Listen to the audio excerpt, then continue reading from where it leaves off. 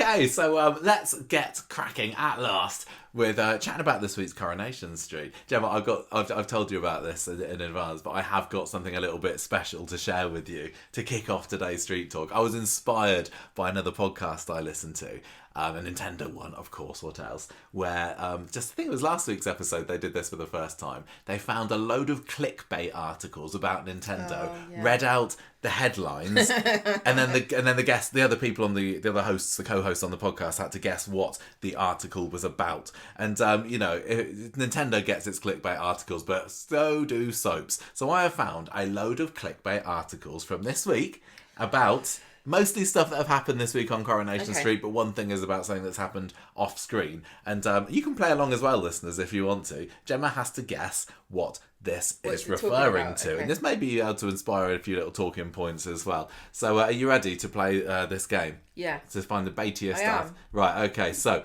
this is first one. I'm kicking off with Digital Spy. Maybe an easy one. The headline is, Corrie explains legend's absence in Fire Story. Audrey. What's that about? No. Audrey didn't turn up. No. Someone else. David the dog. No. Do you remember they did explain about somebody else not being there? Who wasn't there? I don't know. It's Gail. Well, of course she wasn't there. Well, no, but they said they talked. So they had the characters talking about we're not going to tell her about it, didn't they? Oh, well, that's silly. And yeah, so what's a clickbait? So clickbaity. Who's the legend? Yeah, okay. Right. So next one, I got this from this comes from the Metro. Coronation Street revisits forgotten relationship, and it's very moving. Oh, what is that? Forgotten relationship revisited this week. In fact, I didn't actually open this article, so I'm just kind of guessing myself. This is on the tip of my brain because I know that something happened. Mm-hmm. I know that somebody talked about something. We were like, oh yeah, they remembered about that. Oh, I don't remember. Well, I think that as I said, I didn't open this article. Actually, I assumed it was about Ardy and Amy. Well, you don't know, do you? I don't actually know about this one, so maybe we need to find this one out. Sorry, this is terrible quizzing as well. Oh, okay, yeah. So you criticise my quiz just because I get myself. Questions wrong. Right. This is from the Metro. Coronation Street fans are all saying the same thing about the fire. There's no way. There's no way she teleported through that wall. Yes, that was a Shona article. That was all about how Shona seemed to teleport through the back door of the Platts into the garden. That was definitely a big talking point online. I think that throughout the whole of the fire discussion, the whole discourse about it online, the thing that came up the most was how did Shona get out of the house? Kind of what happened there. What was your kind of take on that scene? Oh, we can't not talk about that now. Oh, we can do. No, we talk about that one. Oh, fine. Oh, spoil sport. Okay, next one. This is from the Manchester Evening News. Coronation Street fans spot Nick Tilsley blunder as he rescues Toya Habib from burning Platt family home. What's that talking about? What, him just staring at her for a bit? No. Him not doing CPR properly? No. Him picking up bits of broken glass? No. The blunder was him sending Max and Shona upstairs. I was just about to say that. Oh, sorry, I jumped in too quickly. Yeah, sending them upstairs when actually that's probably not the safest advice to give. He's like, go on, Max, go upstairs. I'm not moving till you go. Okay, next one. Plymouth Live, this article is right. Are we enjoying this, listeners? Is this funny, playing along with this at home? Okay. Plymouth Live. Coronation Street fans work out Sarah's new Cobble's boyfriend, and it's not who you think. This is possibly the most clickbaity one of them all. Coronation Street fans work out Sarah's new Cobble's boyfriend, and it's not who you think. Who are they talking about? That makes no sense. This is about something that happened this week on Coronation Street. This would have me. All of these I'd be clicking on, going, "What does this mean?" Exactly. Did the job, didn't it? You get Kit. one. No. You get one. It's Todd. The article was suggesting that maybe Sarah was going to rekindle romance with Todd because they had some scenes talking together this week and they were remembering their dead baby Billy. So Plymouth Live doesn't watch Coronation Street? Well, I think it knows. I think it just picked up a tweet or something and then ran with it. These That's are what all these just are all like about, somebody did a tweet. Basically, right. Yeah. Derbyshire Live next. Okay. We just got two more is to this, go. Corrie Star. Is this Eileen Derbyshire's website? Yeah, probably. She's just still watching she it. just writes She's articles. a massive clickbait, Eileen Derbyshire. Corrie Star flooded with support as they say, it's definitely happening. Who could it be? This is an off-screen. Which Corrie Star two people getting together has said it's definitely happening this week? And they were flooded with support. Oh no, I don't know. What's been going on in the world of Corrie stars? They've won an award. No, it's not. Wasn't to do with that. Good guess though. Good guess. Somebody's going to be on a TV show. No. Somebody's leaving the show. No. Somebody is having a baby. No. Getting married. No. Getting divorced. No. Dying. No. Do you want me to tell you? Give me a clue.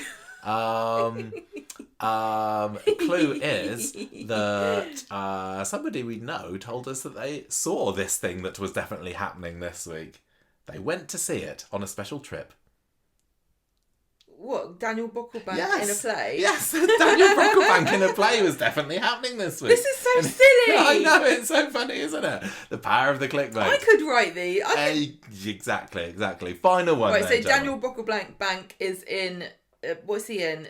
I can't remember. Figaro. Yeah. Yes, he was in it this week. And the Corrie team went to the Broadcast Awards. They won. Don't spoil the news, Gemma. I haven't got a whole lot of news this week because we did that main thing last couple of days ago. Georgia Taylor and Jane Danson. Georgia Taylor, Jane Danson and Kate Ford went to go and see him, didn't they? Yeah. So, last one. Tottenham Independent.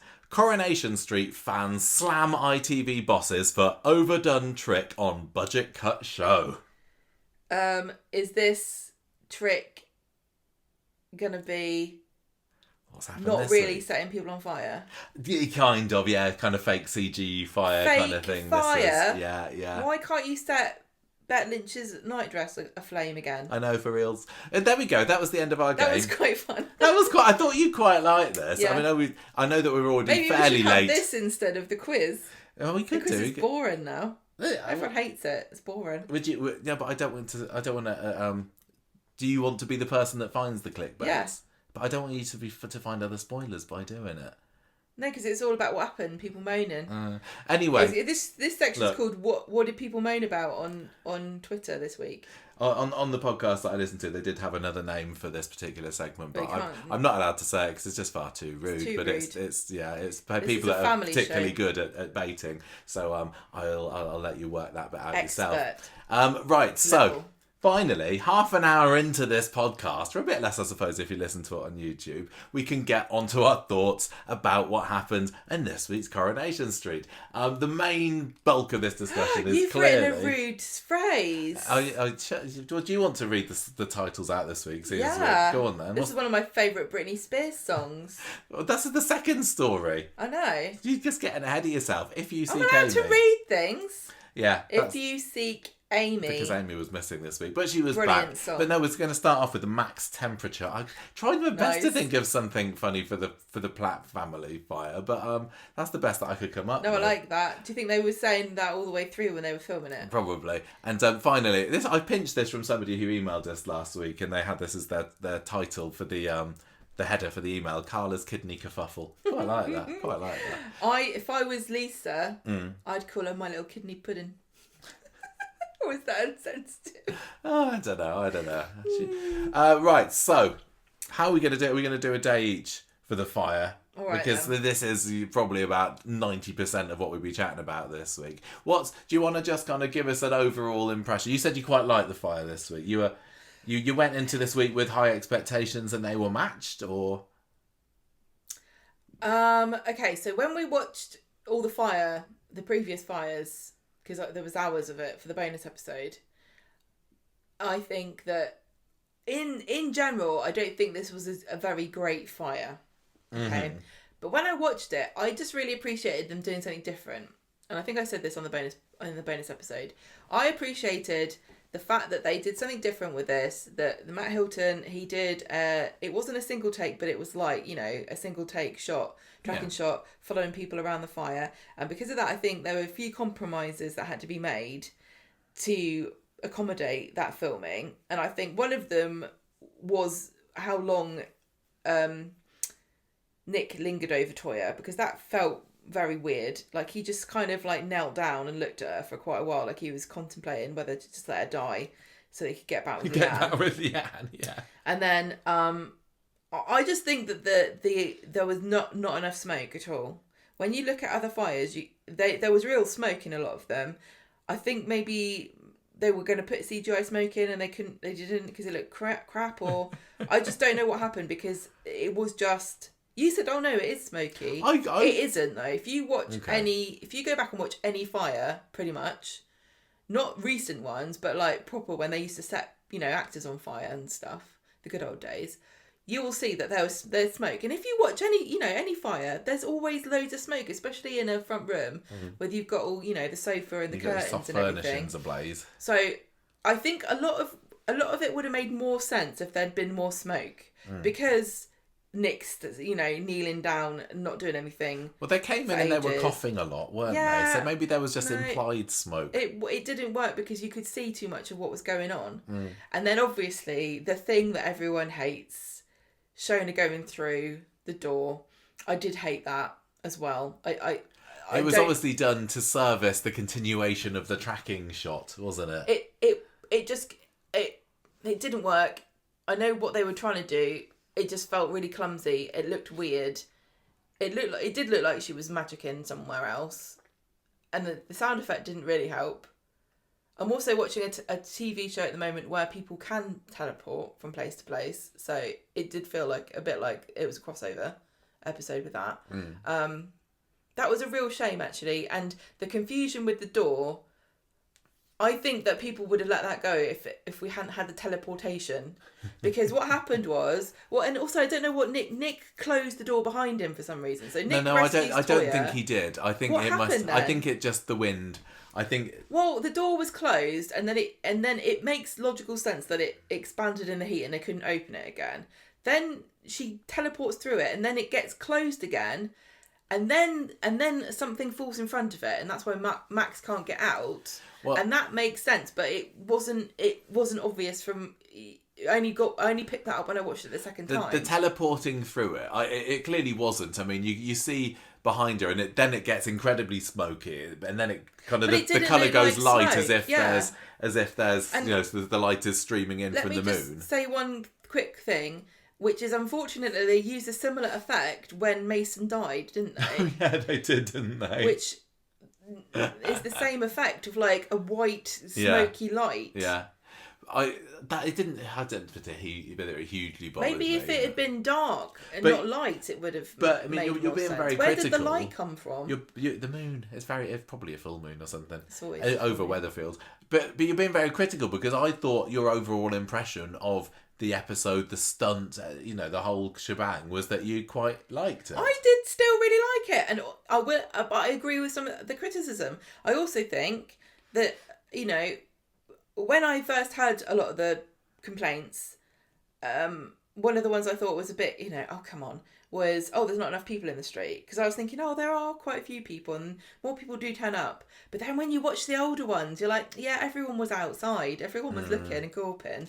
And there were crowds of people. There were extras. They didn't even have any extras. I don't think they did. You obviously had the main Platt families gathering, didn't you? Then you had Yasmin and Brian turned up on Tuesday's episode. Yeah. Kit runs down the road because they needed someone who knew how to do CPR. But it did seem you wouldn't think a little bit empty if you compare to the last ones. I mean, we don't really have much in the way of curtain twitchers in the same way as we would with Norris before. No, of course. When you wouldn't think that there was a restaurant and a pub at either end of that street.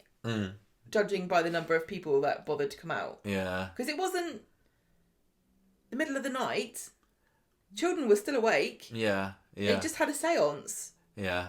I know what you mean. But look, I enjoyed it on the whole, but I can't deny that I was slightly let down. I don't want to start this as being a bit of a bummer, but maybe getting it out of the way first is the best thing, and then we can chat more happily about it afterwards. But I kind of went into Monday's episode kind of really excited. We had our friend Rachel around. I said, Rachel, you picked a good day to come. This is going to be a big episode. And I was so kind of ready for the fire to happen really early on in the episode. But it didn't. It was literally the final... Well, the long tracking shot was, I'm going to say, the final 5 minutes of the episode. Yeah. And I was ready for a good half of the episode to be fire drama. But if they were... they'd chosen to go down the route of having it as a tracking shot, that clearly couldn't have happened going over 15-20 minutes or so. Never mind the fact that there'd been ad breaks. So I was just spending Monday's episode going, where's the fire? Set fire to the house. Come on, where's the fire? We had to kind of sit through a bit of the Amy story, which wasn't necessarily needed then. You had Sarah and a bizarre birthday party, and then when the fire finally happened, I just found that I found all of the editing too distracting. Especially all the whooshing around that they did. It was so clever. It was really, really clever. And I love it when they go from like outside to inside, because obviously, you know, you're going from the street lot to the inside of the set.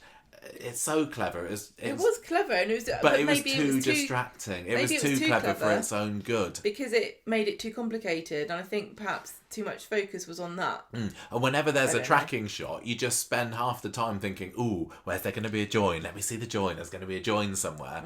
And then you did. And there was also the fact that a lot of the fire was computer generated, and some people said that they didn't know. You said you didn't notice it. When I watched it again, I was like, I don't get. We had someone post on our Facebook group saying, "Oh, it was fine with me," but it was just too distracting for me how CGI it looked, and even like the embers and the embers were distracting. There's never been embers on Corrie before. No, I don't think there have. Not in the same way, but they're all kind of flickering through the air. And, I don't know. I've never been in a fire like that. Is that what it's really like? I think it would happen. But because I was like thinking, oh, I wonder how they put those on, it just took me away a little bit from the drama. And I left the episode after 5 minutes of action going, oh, is that it? And then we had a little bit more of it on the Tuesday episode, didn't we? And actually, I think I enjoyed the Tuesday scenes in the fire a lot more, because you had the whole room was ablaze there, and it was a fireman going in and rescuing Max, and that for me was a lot more effective, partly I think because I wasn't being distracted by the tracking shot.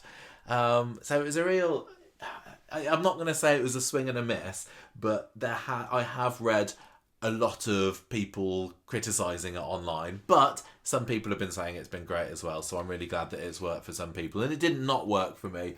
I was just built myself up for it to be a little bigger than it was. I didn't build myself up thinking it was going to be all the episode. I kind of did expect it to happen in the end, so I wasn't disappointed from that. Okay. And all I would say is that I want them to do things that maybe don't always work. I want them to try new things, and not everyone agrees with me. Definitely, I know that a lot of people say, "Oh, Coronation Street's not the place for experiments." I do think it is, and I think that if you watch from, like I keep saying, from the very beginning, it was always a bit imaginative and experimental in a very limited way. Well, compared to now, it is literally every episode. Listen, funny editing. Talking about the direction, and I really, really appreciated them doing something different, because, like I said, I did watch probably 3 or 4 hours of Coronation Street fires over the past, during this week, and I'll say that this one stuck out because of what they did that was different, and how memorable would it have been? How memorable would it have been if, in 5 years' time, if we were going to do a fire episode? I don't think it would have been without that gimmick. It's certainly going to stick in people's minds. I like them to try new things and do something different and make because there's only so many ways you can set things on fire. So and fire's a lot more common on Corrie than we really think. I mean, I can't remember. We didn't actually count how many fires because we knew we weren't doing an exhaustive tally of every single fire that's ever been, and we know that somebody came. Jonathan pointed out we missed one at least, so who knows how many others that we didn't do. But there have been easily like 20-30 fires. The show's been on for 65 years. There's been a fire every 3 years on average. There's been a lot more recently, I'll just tell you that, mostly due to Hope. But you've got to do something to distinguish them all. And okay, maybe the fact that it was the Platt House was enough of a distinguishing thing, you might argue. But eventually we're going to get to a stage in Corrie where every single place has been on fire at least once. There's places that have been on fire multiple times. I'm just glad they did something different. I enjoyed the artistry of it, even if I thought the execution maybe faltered a little bit at times. On the subject of the direction, I still definitely appreciated, as I always do whenever it's a Mount Hilton slot, the bizarro camera angles that were used. And it wasn't him at his most kind of dangle from the chandelier, but there were a few where he was the camera was positioned like crouched down in an alley, and it was looking up at Kevin in the garage. And there was another good one where it was down, maybe must have been down the bottom of the door of number 13, kind of looking upwards through the flowers, where they had he was a Kit picking the flowers, and then you could see up on the viaduct. That's always interesting to me, to see how he's going to frame his shots, and it didn't disappoint. And I know it was a grueling shoot. You know, they were all very cold and they worked really hard. And I give them props, because doing those takes, even though it wasn't one long take, must have been really stressful, because whenever you involve a large group of characters, maybe this was one of the reasons why they didn't have lots of people, you know, gorping, because you've got to remember everyone was, and it gets tracking shots like that get way more complicated the more people you add. Yeah. So maybe. I mean, should we run down what happened? What actually happened? How's caught on fire next? It kind of was, wasn't it? So you got a few mysteries set up this week, and although I'm saying this is the fire story, there is an awful lot of other stuff, like what's going on with Leanne, what's going on with Abby, because they all turn out to be suspects in the end as the arsonists. And at the beginning of the episode, you got David on the phone to his mate Andy. This is the prison guy, and he says, "Look, I'll meet you up later. Let's sort something out." So I kind of was going into the episode thinking, I was fairly convinced that it was going to be Logan that did it, and that maybe there'd be a couple of other suspects, because, you know, David had been talking about the possibility of insurance fraud last week, hadn't he? So I thought, maybe there's a possibility that get pinned on him. Yeah, that's what I thought. Yeah, I thought it was going to be Logan, but it'd be pinned on David. Yeah. But anyway, so that kind of started off the episode going the way that way. How do you feel about that? It turned out to be a mystery. There's so many mysteries on Corrie recently, haven't there? Yeah, and they're very much in danger of overdoing it, because we had the 2 Whodunnits last year. You had Joel's murder, and you had the mystery of what's happened to Lauren. And now do we need another Whodunnit for a fire? And ordinarily, I'd say it's fine, but just the fact that there's another one, and they have gone down the route of sort of saying, no, it wasn't them already with it. I mean, I maybe leave it until later. I suppose I've said it already in the short, but I'm, fairly certain on my top suspect now, because I just don't think there's anybody else left that it could be. It's normally not someone that they've told you is a suspect. Yeah, exactly that. And so that leaves one person. Yeah, pretty much. Right, anyway, look, so there's a face-off between Toya and Leanne a bit in the cafe later. Leanne's snaps at Roy, and she sits down. Steve comes in and is like, "Look, are you okay?" Yeah, she started boozing already. So Leanne is still having a bit of a problem, a bit of a moment where she can't quite get over what's going on between Toya and Nick, and she's like, come and join me for a drink, and he's like, I can't, I gotta go out driving later. Abby, meanwhile, who is another suspect later in the week, she starts off asleep on the sofa, has another moment of waking up and, oh my gosh, where's Alfie? But it's all right, because he's over at Wendy's, isn't he? Now, over at Wendy Papadopoulos. For Americans, is not a burger place. It's a lady. It's an actual lady called Wendy here, yeah. She doesn't make chili or chopped up burgers. No. Abby's like, I need a day off from all the stress, that's fine. Kevin's also texted Debbie about the social services thing, because Abby, by the end of last week's episode, was convinced that Debbie was the one that dobbed her in it. But Debbie's apparently said no, and I was like, well, of course you'd say that. I still reckon it's definitely her. So she's hounding Debbie down the street later, and Debbie's kind of clopping as quickly as she can away, but she's only got short legs, bless her. Abby catches up with her, and now Debbie's like, no, want me? Leave me the heck alone. I wouldn't do that to you. And Abby just says, watch your back. Watch your back. I'm on to you, lady. Leanne, meanwhile, sees Sam in the street and says, do you want to come to the cinema later? He says, I can't. We've got Sarah's birthday bash later on. I've got to go along to that. This was also much critiqued. Sarah's birthday I'm going to say was with good weird, reason. Sarah's birthday was bizarre. An afternoon, seemingly, birthday party for a 38-year-old woman. They close. Sure? I think 38. I think 38. Okay. I think she's the same age as my sister. They give or take a year. They closed down the whole restaurant so that Queen Sarah Platt could deck it out with all kinds of streamers, balloons, fondant fancies, and cupcakes. It looked It didn't look like a kiddies party because It did look like a kiddies party. it looked like a kind of sophisticated kiddies party because it looked had like an pearlescent expensive balloons rather child's than just party. cheapo ones. They spent a lot of money on very childish decorations and very weird food, and she invited a lot of children. She had no friends of her own. She there, didn't have did any she? friends, You just her Todd family. maybe came along, didn't they? And then he picked at some charcuterie, and there was some kind of strange slice of what looked like a giant piece of beetroot at one point. I'd get it if it was her 40th birthday, but this was just...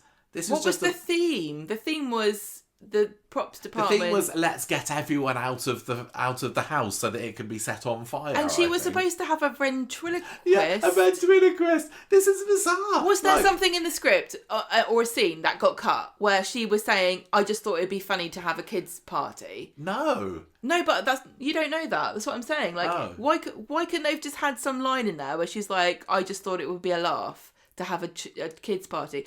You're right. If it had been her 40th, it would have been made sense and been funny. Yeah. Like, I've decided to birthday. reclaim my youth. I don't want to be 40. I've decided to be 8 again. Why would somebody like Sarah Doesn't seem like she's got a sense of humour either. Well, or any sense of whimsy I just about don't her get at why all. any adult, or indeed I'm going to say child, would want a ventriloquist at their birthday party.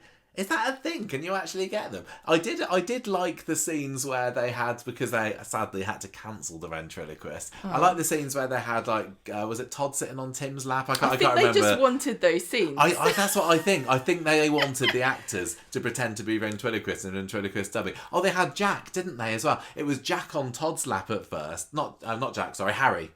Jack did get a couple of lines in the episode. Jack was but Harry at the stole party? the show. Yeah, Harry was at the party. Why did she invite a child? No, Harry, Jack. Jack came later to say, Sarah, your house is on fire. And then he did a ventriloquist dummy act. No, you're not remembering it.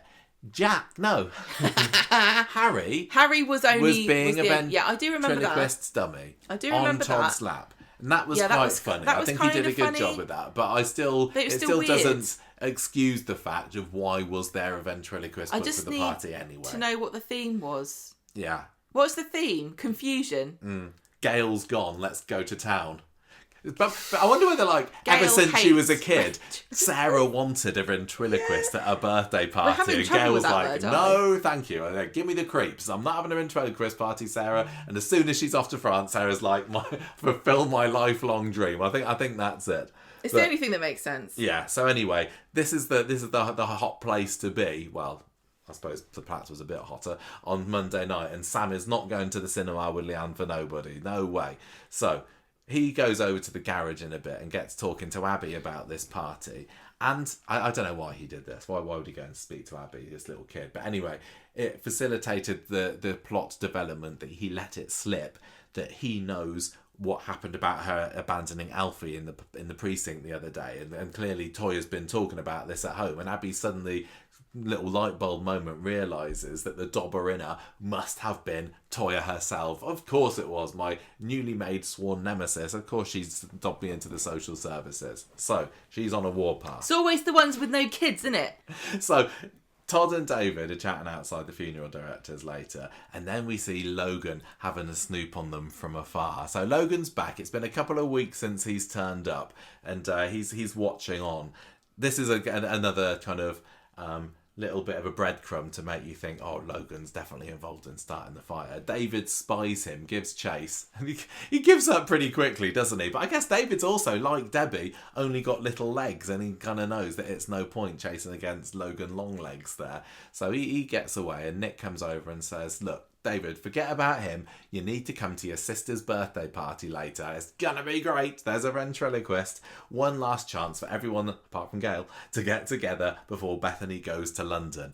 So we were wrong last week on the podcast when we presumed that Bethany had snuck away to London without telling anybody.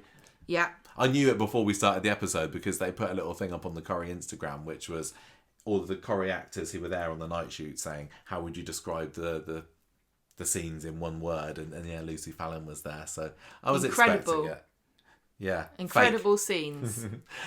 So Smokeless. Bistro next. We got the birthday party. It's all great to do there. Toya says, sorry. This is peculiar. So I think I'm getting this right. This was weird. Toya has said that the ventriloquist, this child's entertainer, has posted all about her on his social media. Is it like, is he just sitting there, this ventriloquist, by the phone? Or maybe the dummy's by the phone. I don't know how these things work. Maybe the dummy did it. Just waiting for years, saying, come on, someone's going to want me. Someone wants a ventriloquist. And he's like, I've been booked. I'm going to post it on social media for my 100,000 followers. At last, I've got a booking. It's the first one in 5 years. You'd think that somebody who worked with children would have a tiny little idea about safeguarding, and maybe you don't post ahead of time you're going to a child's party before it happens and where it's going to be. I just think, who cares where he's going to be? He's promoting his... What do you mean? He's promoting his business. Maybe if he's done it afterwards and taken a few snaps and got the permission from the parents to say, look, can I use this to advertise? But it is literally, from what I get from this, he's like, I've been booked. Look, I'm going to be there. Is he like the famous ventriloquist of Weatherfield, and he wants all his hardcore fans to be outside the bistro asking him for autographs as he arrives? I don't know. It doesn't really hold up to scrutiny, but I did appreciate what they were doing here with the whole, that it's been compromised. But they didn't actually... So clearly Sarah thinks that Harvey and Logan and all these tough nuts of Weatherfield are his ardent followers. So... Also, it's also quite funny that Sarah's like, oh man, it's got out now. She doesn't cancel the party. She just cancels... Oh no, is it Toya? Somebody cancels him, but then keeps the party going. But they also don't stop to think that it's not that difficult to find them if they were... So, if somebody was still looking for them, because it's up the road from the house that just got I know. shot. It's literally 10 steps away. And there's like, were there balloons outside? I don't think there were. But I don't think it would have been hard to find them, really. But the other thing with this, of course, was that they said that... it was a mess. Sorry. It wasn't a total mess. They said that the ventriloquist, it's okay. If we cancel him, then he's now going to post on his social media... I'm not going to the bistro. I don't have a booking. Don't worry, Logan and Harvey. You don't need to go there that anymore. Wouldn't work on me because I'd just be embarrassed and delete it. And then they would assume that I'd been told to delete it and the party was still on. This really, unless I missed something, this whole posted on social media cancelling the ventriloquist did not hold up to scrutiny. No, it didn't even mean anything in the end. Unless the person who did the fire was related in some way to Harvey. Which we don't... Nobody thinks this. This is true. You're absolutely right. Nobody thinks this at all. Maybe the ventriloquist's dummy is the arsonist here. Nobody ever suspects the ventriloquist's dummy. Nobody expects the person made of wood. This is very true. That is a risky game. He's like, I know it's dangerous, but I just you have to be paid well for that danger money there. Look, anyway... That's why it had to not be. Coming. That's why it had to be CGI, and he still backed out. I'm not going. They say I'm a wooden actor, but oh dear. I definitely read at least one article this week related to the fire that went back to that old well of soap actors all being wooden. Yeah. Okay. But that's not true at all. They're great. No, anyway, it isn't true. Also. Bizarrely, don't ask too many questions about this one. Hope, Sam, Ruby and Lily, who are all best mates now, have decided that today is the day to do a seance. Because why not? I love a seance. Oh, everyone listen. Lidl, next week, they're doing a witchcraft kit. Oh, yeah, and... So that's down the middle of Lidl next week. It is going to be down the middle of Lidl. And and a tarot card reading kit. And also a sewing machine. So you can make some kind of robe and... join a... Well, these kids are ahead of the curve, aren't they, clearly? Well, I've got a theory here. Anybody in Weatherfield shops in Lidl. I think that this seance that they eventually did some kind of reverse, like, chronologically reversed the ghosts that appeared. So... Oh, maybe. So the Hellmouth opened. All these other ghosts have been appearing for the last 6 months or so. I think that maybe this seance sealed them up. Yes. Or it caused them, but in reverse, because I don't think ghosts understand time. Well, it didn't really actually work, because we have seen both Seb and Logan since then. But it's not a bad theory. This is what happens when you do a seance over the Hellmouth, because we know the sinkholes are everywhere. Yes, it's a bit Buffy-ish, isn't it? They know they're going to reboot Buffy. No. That's another good news. I know, everyone's excited now. You can carry on. I never really liked you can Buffy. carry on. Look, anyway, you never watched it. Hope rising internet star is going to be live streaming this seance, and they want I'll somewhere watch to it. go. And Sarah says, "Well, you can't go round number 8. That's a dangerous place." So Hope says, "It's all right. We'll go to my place. I live there. They can't stop me." So they all strop off to go and do this seance. So they were going to have a seance in the bistro. No, they wanted somewhere to. I don't know. I thought they were all in the bistro. They came into the bistro. Yeah. I think they just wanted to say, we're going to do a our seance seance somewhere. Yeah. Anyway, so they go off. Tim and Todd turn up. And Todd can see Sarah's a little bit worried at this point, and it turns out she's somewhat perturbed because David still hasn't shown up yet. So she gives him a ring. Who's in their kitchen. So the kids are obviously taking a long time to get to number 8 for their seance. He's in the kitchen pretending that he's outside a irate client's house or something, isn't he? I think, and he's saying, "Oh yeah, I can't remember I'm what with his a excuse is." client He says, from the salon. Yeah, but he's actually, not. he's not. Got He's got a bag. big black bag, and he's heading outside. And I think a lot of us thought, "Oh, maybe this is going to be arsonist kit." That You don't need a lot of equipment to be an arsonist. No, it's very lightweight, isn't it? So Steve, meanwhile, back to them. He finds Leanne buying a bottle of vodka in the shop, and she's tried to coax him into joining her again. He's like, "No, sorry, Leanne, I really, really can't." So Leanne sets to getting slosh for the rest of the episode. Toya, she finds Harry watching Hope's live stream. What do you think about this development of Hope being a live streamer? Love it. I kind of, in a way, and maybe this is just my fuddy-duddy way, I think, no, that's just silly. Of course you wouldn't. Really? But actually, no, Kids kids would do really this. totally do this. I would have don't done they? this. I remember when I was little, I used to make plays and radio shows all the time. Yeah. And this is just another... I mean, I don't think you should do it when you're this age because people watch your streams that are not there to enjoy the wholesome... She is old enough childish to use fun. TikTok now, isn't she? Well... How old? You got to be 13 or so to use that? I don't so think... she's taken right advantage. It feels like, as somebody... Totally something Hope would do. I think she's so. An exhibitionist. Yeah, exactly. That's what I was going to say. She likes to share. Not exhibitionist is not the right word. She's an extrovert. She's a show off. I love her. She wants attention all the time. This is perfect for her. Yeah. And I love the idea that she's doing a seance. I wonder if this is going to go anywhere because I don't know. there must be ghosts everywhere. Maybe she'd listen to a few of our ghost episodes. Maybe. And was inspired. They were trying to summon Callum, weren't they? I think they were. Said. Yeah. Callum Logan from the dead, from the bottom of Gail's That's why they wanted granny to annex. do it in that house because that's where he died. Yeah. I would have thought, I wonder whether she's tried to get her dad, tried to get a bit of John Stape. Or is she over that now, Has that anyone obsession? died in her house?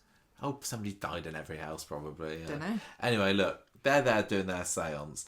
Oh, no, I missed a bit with Toya. No, I did, literally. No, Toya finds comes... Harry watching the seance. Yeah. And then she sees they're at number 8, rushes out, tries to clop over to number 8, but she's intercepted on the way by an increasingly sozzled Leanne, who has a massive go at her, throws a bottle of vodka at her, smashes on the floor. I was wondering whether that was going to, turn into anything exciting as part of the fire. I suppose it was all dried up by then, wasn't it? It all evaporated. Well, there's probably glass on the floor. Yes, there was. There was a lot of smashed glass on But then, Monday's episode. after a while, once the windows smash from the heat, there's doesn't matter, does it? A fair bit, yeah. No, so Toya goes inside the house, find them making this seance, and with candles everywhere. With candles everywhere. Yeah. Toya says, "Look, you can't do this. It's not safe to be here." And Hope has to end her live stream, and they all hurry out. She's like, "Don't do it here because ghosts will come." I don't know how unsafe that house actually was. No. I mean, I know that it did get firebombed in the end. But, it wasn't necessarily one of Harvey's lot that did it, I'm going to say. But I felt like they were being a little bit overprotective and paranoid about it, yeah. And this was all clearly done as a little bit of a contrived way of getting Toya into a house that she's got really no reason to be in. I didn't mind it so much. I thought that there was going to be more made of the fact that the candles, she was responsible for blowing the candles out. She was very confident in saying that she definitely blew all the candles out. Who are Toya? Yeah. If I was in a house and it caught on fire right after I'd blown out some candles, I would really question if I'd done it or not, wouldn't you? Yeah. I'd give her big ups for her self-confidence here and memory. Right, so anyway, she's there and she's sort of putting it all out, sorting it. It's fine. Meanwhile, you get Abby watching Jack watching this live stream because he's clearly got nothing better to do on a Monday afternoon than watch his neighbour doing a séance across the road. He says, look... Going to a fondant fancy party with Sarah or watch a live stream of a séance. I can't remember how old Jack's supposed to be now. Is he supposed to be 16 or so? Millions of us used to tune in for Most Haunted, Michael. I know. Okay? This is entertainment. I just think, he's got an Xbox or a Switch or something. I don't think that's going to be top on his list of things to watch, but never mind. It's also the fact that the actor who plays him is turning 18 this year. It just seems bizarre. But anyway, he says that Toya's just been at number 8, Abby, and she's like, oh, that's very handy, my nemesis. I was meaning to tear her a new one. I'm going to go over there and sort her out. So Abby slinks into the house and confronts Toya about calling the social services and kind of goads her about not having the right to care about a child. And then she grabs a match and holds it at Toya, and she's been threatening with this. Why does she do that? Just to be well hard, hasn't she? She's like got fire in her hands. Who knows what she could do? So Toya edges backwards, knocks a bottle of wine onto the floor just to lay the ground for her inevitable accident. Yeah, make a bed for her to lie in. Then Abby starts, here we go. Just when you don't want it, just when the most inconvenient time, starts having another hallucinatory moment. Seb's there, Mason's there. They're all kind of talking with Toya's voice, aren't they? Because Toya's trying to say, Abby, what's up, what's going on? Yeah. Well, look, you can't look. Okay, hang on a minute. I kind of hope that we've seen enough of this now. I feel like I've seen enough of it.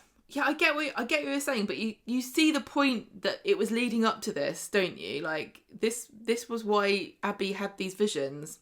Yeah. You can't say there were too many of them because that was the point. I know. If they hadn't have had any of them before this scene, everyone would have gone, "What the hell's going on? Why is it? Did the sounds work and the ghosts actually turned up?" Yeah. I honestly think maybe it did. That's what I said earlier. It's just a delayed. Delayed action, yeah. But I do think that maybe they thought, oh yeah, if we have a séance and then the ghosts turn up without any prior appearance, it's going to sound weird. We're going to have to lay the breadcrumbs beforehand. We don't want the Wiccan Council of Great Britain coming after us for misrepresenting summoning the dead. It all makes sense now. Anyway, Abby's getting very het up, and Toya's trying to reach out for her, and Abby pushes her back, and I think Toya, she falls over. Really weak. She kind of collapses like a little straw doll, doesn't she? Look, I respect everybody for their dietary choices, but she is not a good advertisement for the vegan diet, is she? She just collapsed immediately. She's not a vegan, she's just a vegetarian. Well, she's not getting enough protein. She knocked her head on the counter on the way, didn't she? And then landed in a pile of glass. I don't mind if you're a vegetarian or a vegan, obviously. And then she probably laid on that wine, and it was probably one of them wines that's made with fish guts. Is that what? Yeah, they clarify some wine with some kind of weird fish thing, which is why it's not always vegetarian and vegan. Okay. Yeah, so I would say that's probably why she didn't get up. Generally, soap characters are lightweights when it comes to pushes. It doesn't take much to knock someone out, does it? Hours. Yeah. But then you get your other sort who can get hit over the head with a crowbar and be absolutely fine. Emily Bishop, Kelly Nealon, Lauren. That's it. I always get those two mixed up. So yeah, so Toya's there having a lie down on the floor. She's blood pouring out of her temples because she bashed her head and now she's landed on the glass. So yeah, and Abby kind of sobers up pretty quick and legs it. She's not drunk. Who? Abby. No, she's just very mentally scarred. She's like, oh, the ghosts have gone. Yeah. Left me alone with this mess. Bloody typical. We love Abby. We're Abby's biggest fans. I know, but what happened? Abby literally left Toya to die. She didn't really. No. What do you mean? Yes, she did. She's like, oh, the ghost did that. I'm going. It's nothing to do with me. So you sort this out. Bye, love. I don't buy that Abby would literally leave this woman. And I know she thought she stopped her into social services. She's not seeing what's really there. You don't episode. even know if she saw Abby on the floor. She might not. Toya. She might not have even seen what happened. She did. She knew what She's was going on. having hallucinations. No, look. Throughout the rest of the episode, she's gone, there looking a little bit guilty about bananas. it. Even at the very end of the episode, the final shot of Mondays, you see a little bit of Abby round the corner, and then Tuesday starts off with her going, bloody hell, I'm out of here. I know what you're saying. I've lost a bit of respect for my girl Abby this week. Okay, but she's very overwhelmed. And I don't think that she really thought that Toya was going to die. I suppose the worst bit of it all is the number of people that are being carted into the cop shop by the end of the week. Abby, she's just walking free. She literally hit somebody, caused them to injure themselves quite badly, and then left them to die in a fire.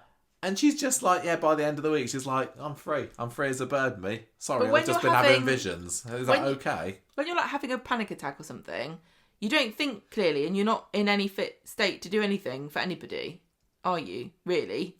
No, but there was plenty of opportunity after this for her to have done something. Just go and have a little sip, have a cup of tea. Sorry, things have got a bit and then out of go hand. back and get her and see if she's got a bit of wine bottle. Are we being too critical of this episode? It doesn't feel like we're being particularly complimentary about it. Well, this is what I always wonder, because the past 2 weeks I have gone on the radio and gone, come and listen to our show about Coronation Street. I love Coronation Street. It's great. I'm positive.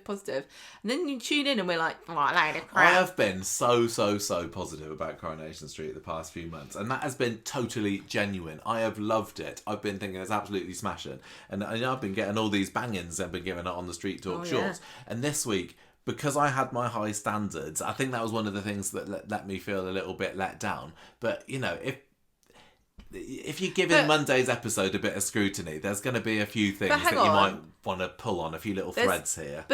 But you're criticising Abby, right? But you're still doing it as though she's a real person. And I always think that about these things. When we talk about, quite often I'll see people on Twitter as well going, I hate Coronation Street, it's rubbish, it's a load of crap. And then they'll talk about a character's actions as though they're a real person and critique them. And I think you can't not realise that you are buying completely into this being real. Can you? Well, nobody thinks it's real. No, but you're not going, why did the writers say that she left Toya? Yeah. But you see, can you understand my distinction? When we criticise the show, we criticise sometimes the writing and the production, and sometimes we criticise the way the characters act. And I don't think that what she did here felt out of character or out of ordinary for what she was experiencing, what we see. She saw ghosts appear and she ran away. That's what I would do. But you'd love it. But you'd get your camera out. I would actually. But do you see what I'm saying? Can you see that there are two sorts of criticism? Yeah, but you're focusing on the character complaints, it's good for the show because it shows that you're buying into the fictional world to such an extent that you're criticising the characters for what they are doing when they have no agency. They're just following the script. I don't think that Abby would have left Toya to die in that. I think she's too good a person. But you said you lost a bit of respect for her. So what do you really think? Do you think that this was bad writing for Abby, or do you think that this was just Abby at her weakest mental point? Broken. No, it's a bit of both. Because I buy this, we've watched her leave her child in the car for hours. If she was in her right mind, she never would have done that. She did do that last They've week, really set up. And they've laid it on so thickly that you're complaining they did it too much. But obviously, they did it enough. She has kind of run away in the past as a defence mechanism, hasn't she? This is totally what Abby is a woman of extremes. Well, and when she's very, very brave, she's amazing. And when she's scared, she's a coward. And she's left Toya here. And this is why she's such a great, complicated character. Because we've seen her run into burning buildings to rescue people. And now she's running out of one. Yeah. Okay. Not that it's on fire yet. Not that it's on fire Spoiler yet, alert. no. So, anyway, that's going on there. We also had a little scene where David meets up with Andy, his prison mate, outside some dodgy place somewhere and passes him a bag and heads inside. So there was just a couple of breadcrumbs left there on Monday to make you think, what's David up to? What's going on there? So meanwhile, you got back in the bistro and they're still waiting for David and Audrey to show up. Audrey was... I think that maybe Sue Nichols just didn't fancy doing an outside shoot in the middle of the night in November. Imagine her going, Oh no, love it. I don't No, you do that without me, love it. I'll be fine. Is there one? Fine. Is there a scene with fondant fancies? I'll do that one. She didn't even get to do that, did she? I thought maybe that was the deal. It's like, so if you want a fondant fancy, you got to be outside for the night shoot in November. No, forget it. I'll buy my own fondant. I'll turn fancies. up the next day. Says, oh, she said there was bad traffic and that's why she couldn't make it. I say. Where do you think you live? Southampton. Traffic in Southampton, terrible at the moment. Worst in the country. Meanwhile, at the bistro, they're still waiting on David and Audrey. I've already said that. Shona's now been texted by David saying he's at the Wholesalers. And Sarah says, look, you're turning into a bit of a doormat here, Shona. You're defending David. He's clearly doing something dodgy here. He's not here for my birthday party, me, the great Sarah. Sorry, and I've put on an amazing spread. Exactly. He loves a pink fondant fancy, does This David. was all for David. Yeah. And things starting to get a bit heated between the ladies because Shona's still being quite defensive of David and Nick has to weigh in and break it up between them. He says, Shona, go and pick up the cake. Go and make yourself useful.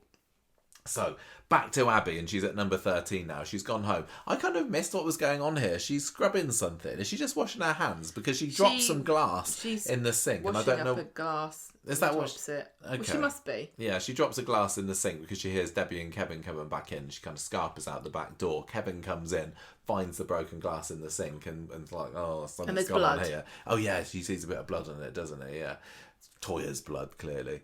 So Shona comes back to the bistro.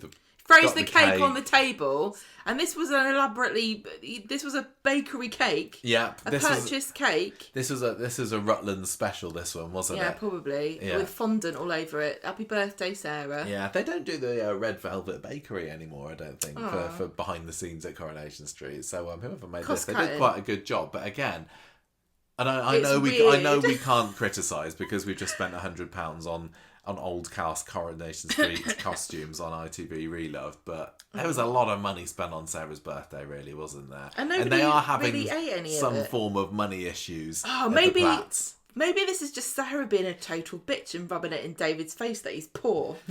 Yeah, probably. Well, she's like, there in her ivory tower of Red co-own Bank. a factory and I live in a fancy apartment with my daughter who's working for Trendascend. Yeah, that's why she's mad that David's not there, because he's not there to be jealous that she can have this as a birthday and he has to share a birthday with Christmas. Yeah, nobody gets him a birthday cake, do they? Nope. Nobody gives a crap about you, His birthday David. cake has got... It's just a Christmas cake, isn't it? Yeah. It's got a sprig of holly and icing. It's always got to have raisins in it. Anyway, Leanne, what's been going on with her at the moment? She's in Victoria Gardens, definitely drunk. She's on a bench somewhere. Abby finds her, because why not? She's also in the episode. And Leanne says, look, I think Abby wants money. She wants to escape, doesn't she? She needs to get out of here. And she it doesn't really work. Kevin and Debbie turn up at Roy's. Any sign of Abby? No. Or Alfie? No.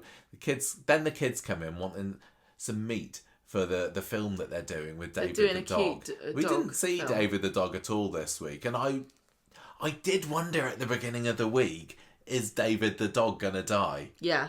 Because surely there had to be someone that died in a fire as grand and spectacular as this. No, not a single day.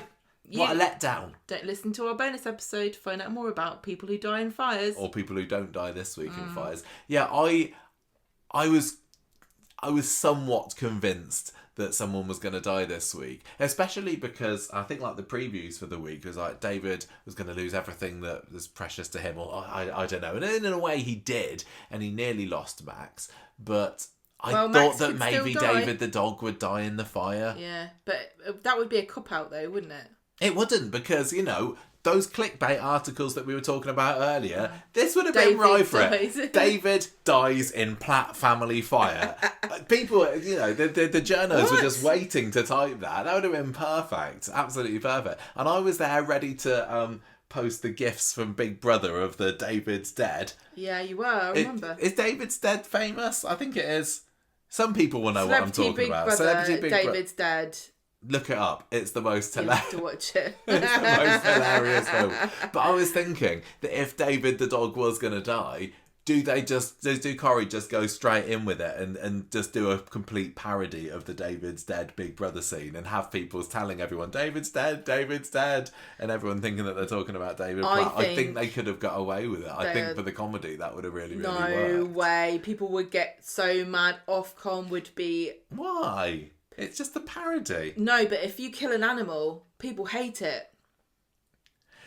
Animals have all survived the fires of Coronation Street, haven't they? Well, there's only really been one. Leanne the rabbit, yeah. No, I think that they could have gone that way. But I they don't didn't. think so. But they didn't. The kids were feeding People do not have any chill when it comes ham and to chicken today with the dog. hilarious animal deaths. In soaps. Well, maybe they would have had to have put the warning on the warning. beginning of the episode. If you don't have warning, a sense the of dog humour, dies. Don't bother watching this. It's going to be hilarious. Anyway, the kids go off. They got their box of chicken. They're going to have a great time. Debbie tells Kevin. What is Roy doing with a box of chicken? Oh, just What's on the menu? That's just chicken. No, I don't know. Who cares? Maybe it's from a jacket potato topper. Anyway, this is where the fire starts. I can tell you don't cook chicken mayonnaise. Chicken potatoes. No? Is that not a thing? Yeah, chicken mayonnaise is not chicken potato. Oh, okay. Right, the fire's started. So we got to the fire. We are an hour and 70 minutes into the fire starts. So somebody in a dark jacket, it looks like, but because of the frosted glass, you can't really tell. What happens? Puts a rag through. Put some petrol through, puts a match through, woof, off it goes. No, not woof, there's not Dave with the dog, woof. Right, this is why we all have those brushes on our letterbox. On our letterboxes, stop children putting fireworks and matches through them. Yep, this'll teach you. If you don't have it, it's your own fault. Mm-hmm. So, fire's starting and Toya's still out cold nearby. Oh no, what's going to happen to her? She hates fire. What? This is going to get really bad for her, isn't it? Because I don't like being on fire either. No, she's fine. She was okay. Watch Didn't out, spread Toya. that. Luckily, she's in the kitchen and it's tiled, so it's maybe a bit harder for the fire to get to her. Anyway, Tim's having a mope on the sofa later because during this ventriloquism scene, Todd had made reference to his dad and said, you're just like your dad. You entertainment's in your blood. And Tim was like, that makes me sad because I don't want to be like Jeff. Maybe Tim started the fire because Jeff started a fire. He did, didn't he? Jeff did start a fire. Maybe in like a fugue state of like paranoia and trauma about his dad, Tim set the fire in to kind of like fulfill the prophecy. This feels more like a kind of Twilight Zone thing where the ventriloquist dummy controls the ventriloquist, and exactly. And Tim is there zombified going across the strip now. Well, because we know Jeff is a ghost. And we know they did a seance. Jeff is definitely a ghost on and Coronation probably Street. did summon Jeff because Jeff's ghost probably can. He can't keep away, Jeff's ghost. Well, Jeff's ghost is in the front garden of Yasmin's house. You can probably crawl along from there to the Platts front room for a seance if you're a ghost. I think what I'm learning from today's episode of the podcast is it's probably best if you watch the show, because we may be going off topic and being a bit silly a bit too much this week. But hey, listen, you bring up a seance and ghosts around me. I'm going to go on tangents all the way through because I love ghosts and seances. Right.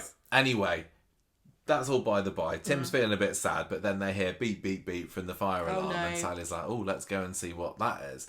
So Kevin, meanwhile, and Debbie are still at the cafe. They've been on the phone to the hospital, but Abby's not turned up there. She's AWOL. Debbie says, there's blood in the sink. And stop mollycoddling Abby. She's going to be fine. Get a grip.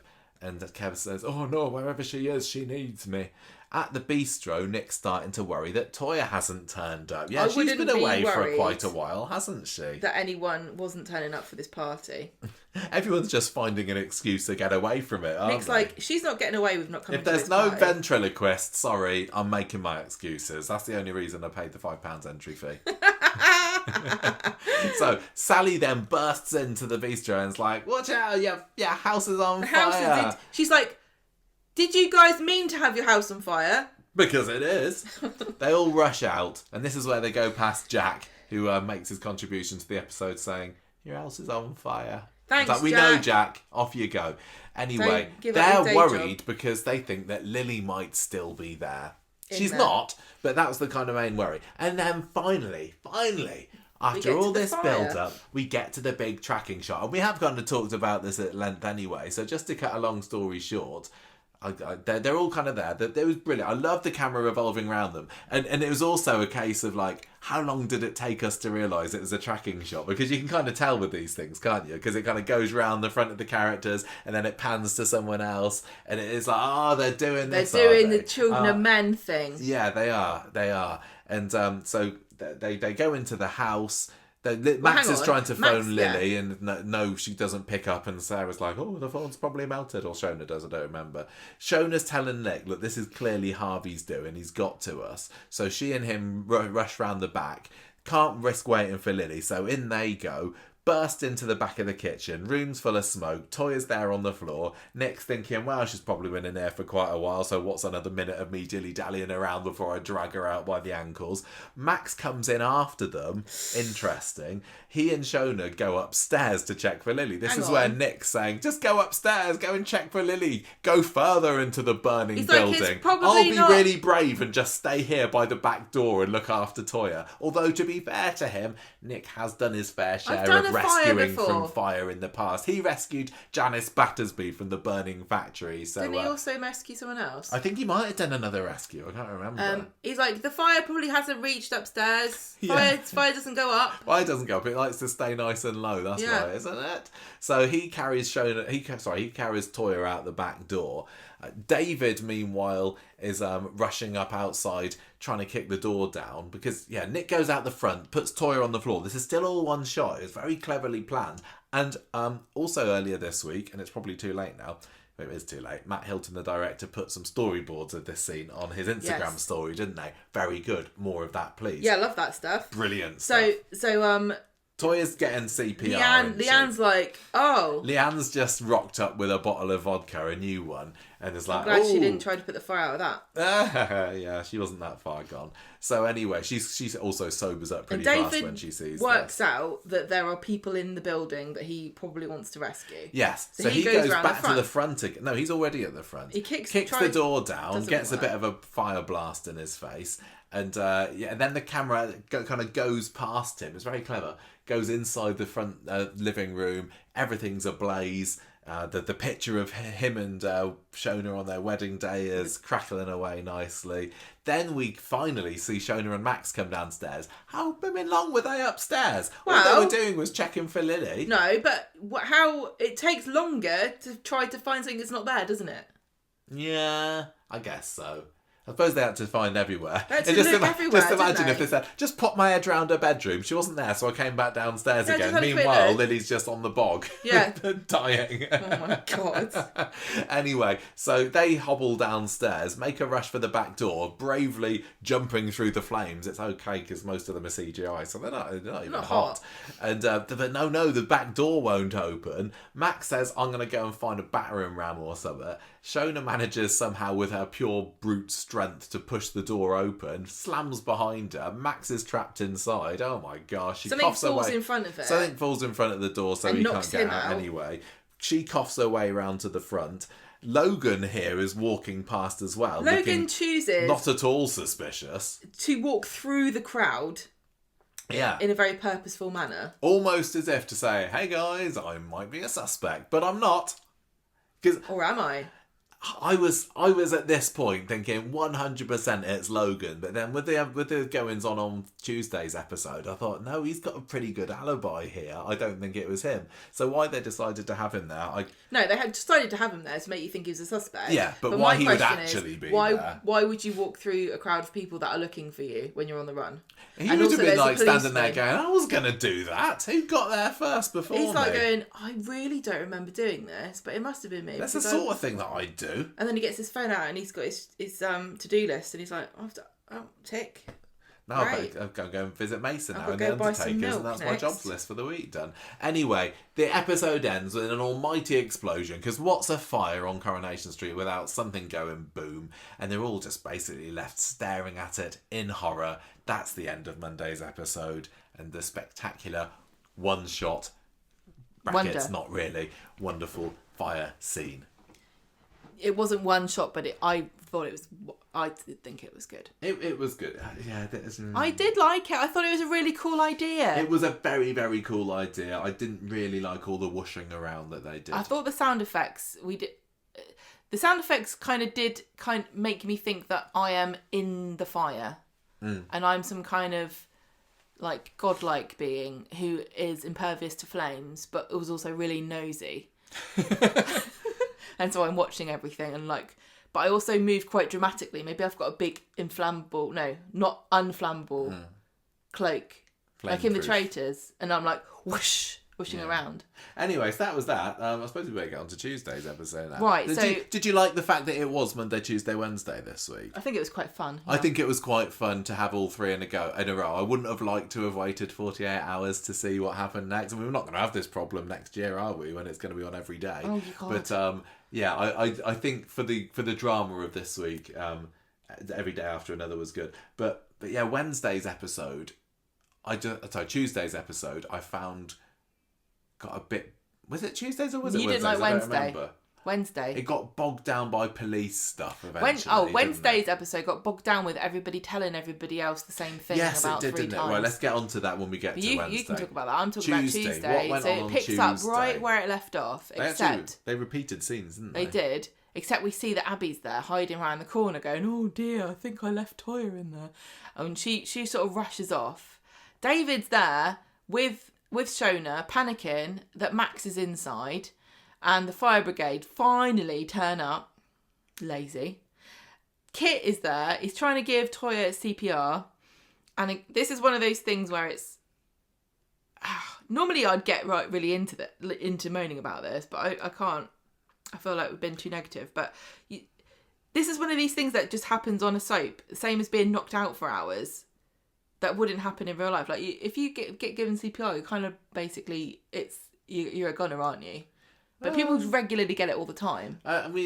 Combined with the fact that she's probably just been inhaling a fair bit of smoke. Yeah, she was pretty much okay on Wednesday. I just think, can we stop doing CPR when you would never have it? Adds to a bit of drama because I know, but they probably wanted us to think, oh, is Toya going to be okay? I thought I'd never once worried that Toya.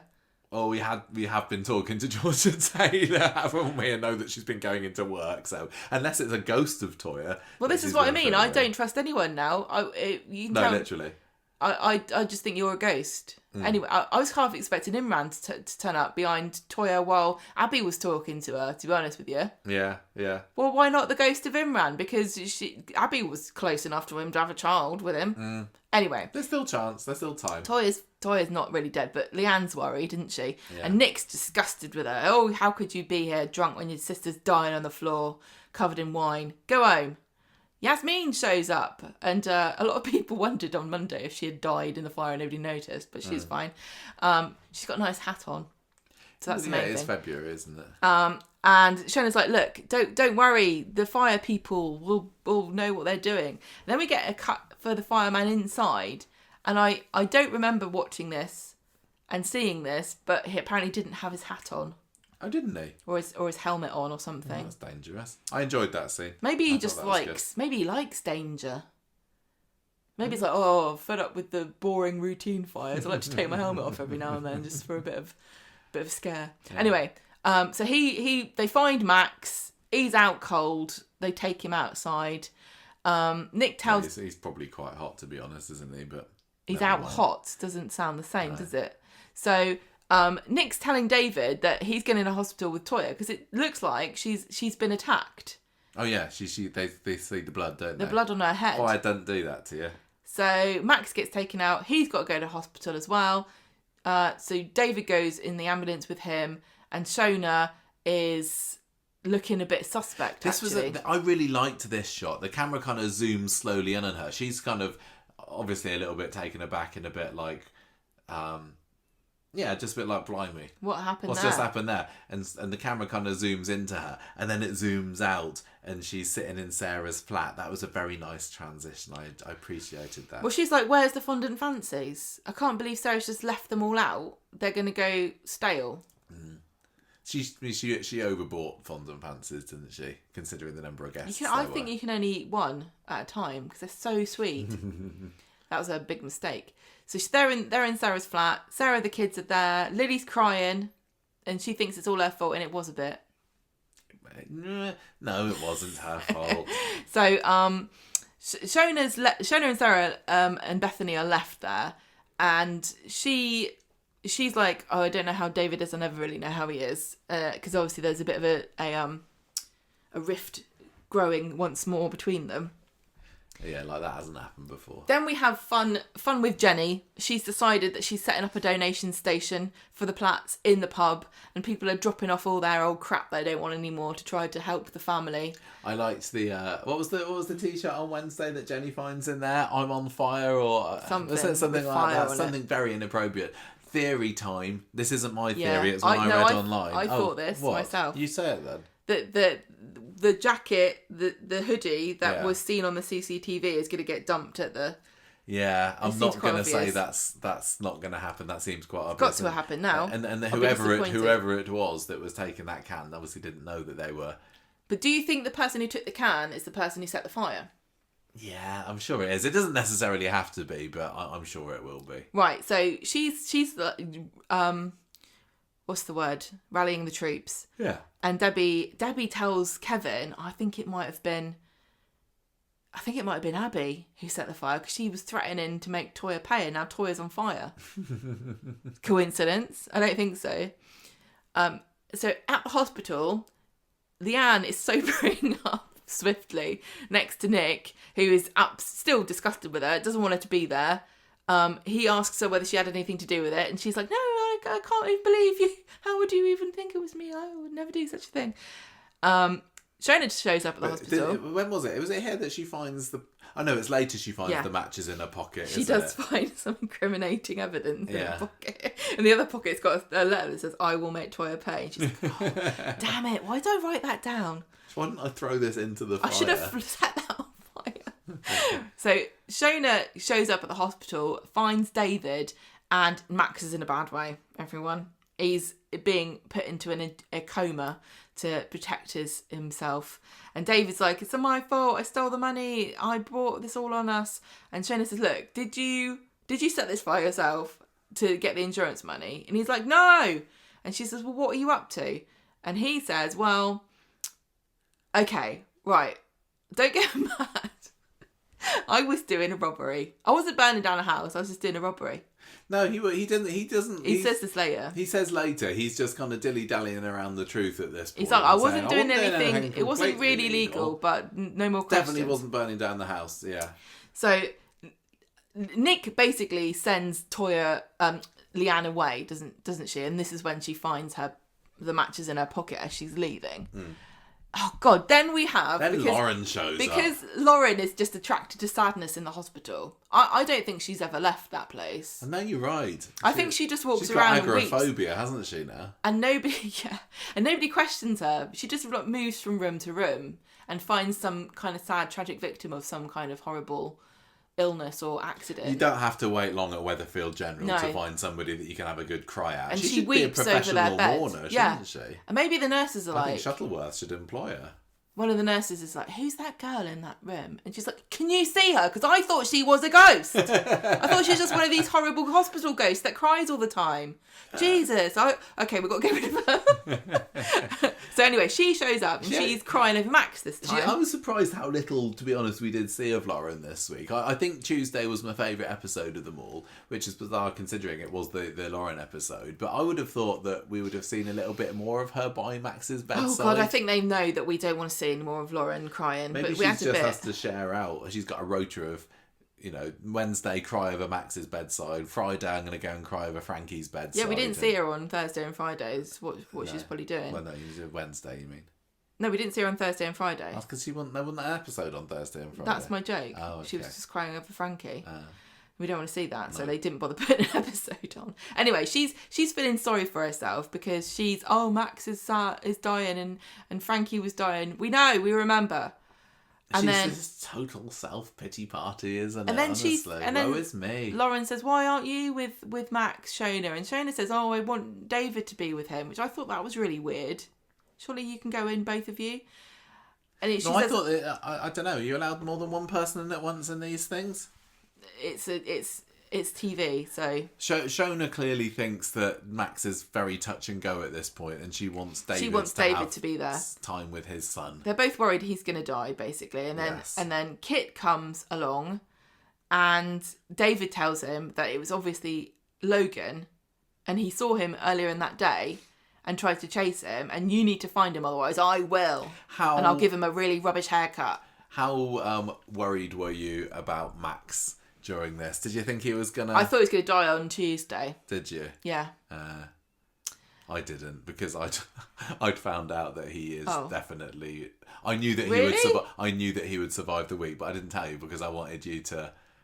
I wanted you to not. I didn't want to spoil it for you. I still thought he was going to die maybe on Monday. You've spoiled it for me now, because you can still die. I knew that he time. would. I knew that he would survive the week at the beginning of this week. How do you work out? I'd been informed. Who by? I'll tell you later. Don't you worry about that. But I didn't want to tell you because I thought I didn't want to spoil it No, I for wanted you. to see him die. Well, no, he's fine. Well, He's no, not I gonna know die that Wednesday. now. I know. He might die next week. But this is what I mean. I think there are certain things you can drown ages after you've been in water. Exactly. Can you burn alive ages after you've been in a fire? I don't know. I'm not a biologist, am I? Right, so Audrey finally turns up to see everybody. Oh, love it. What a desperate accident that was. Oh, it's so sad that I missed it. I think that she was did you just... have a night shoot? Oh, sorry, I wasn't there, but it's cold, isn't it? Sounded exciting, though. What's that? Come to Grasmere Drive? No. No. I need the whole house to myself. I've got all my things how I like them. It literally is, isn't it? It's just like... Seriously, she's got a massive house in Oak Hill. Yes. And yet the Platts have to huge. bundle into the little flat with Sarah. Yeah. And Sarah's still trying to foist fondant fancies on everybody. So anyway, she's going to be eating them for breakfast, lunch and tea for weeks. They're going to get cavities. So Bethany is worried, and Sarah are worried that David might have been responsible for this. And she's like, Audrey's like, no, he would never do that. He's not capable of doing anything like that. Which was a bonkers thing for Audrey to say, because she knows they're all mad in that family, and all of them could do anything. David has got form for David not only stole money from decisions. you, he pushed his mum down the stairs, he went on an axe rampage, and he also covered up somebody being murdered in that very house that caught on fire. Yeah, but he certainly wouldn't burn down his own house for insurance. Even though he Googled it earlier in the week. Oh yeah, Audrey. this gets brought up on... it was today's episode, wasn't it? We find Wednesday. out, was it Wednesday or was it Tuesday that we find out that he's been Googling I didn't know what you arson. meant by today, because today's Friday. Today is Friday, yeah, as we record. We get one of these very rare transitions to another day on Tuesday. So it's the next day. What day is it? Don't ask questions. We don't know.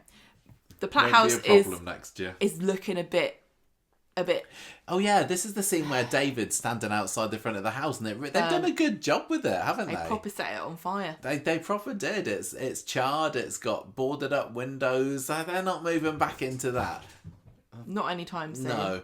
But what's kind of your thoughts about it, actually? The fact that the classic house, one of the most iconic, unchanging sets. Well, maybe a lot of them don't change, but I would say that in terms of distinctive houses, lounges, number 8 is up there. I would say it's the most distinctive house, just because all the other houses look so the same. I think that maybe Jack and Vera's cladding. I might put Ken's lounge as being fairly iconic. No, but I'm talking about exteriors.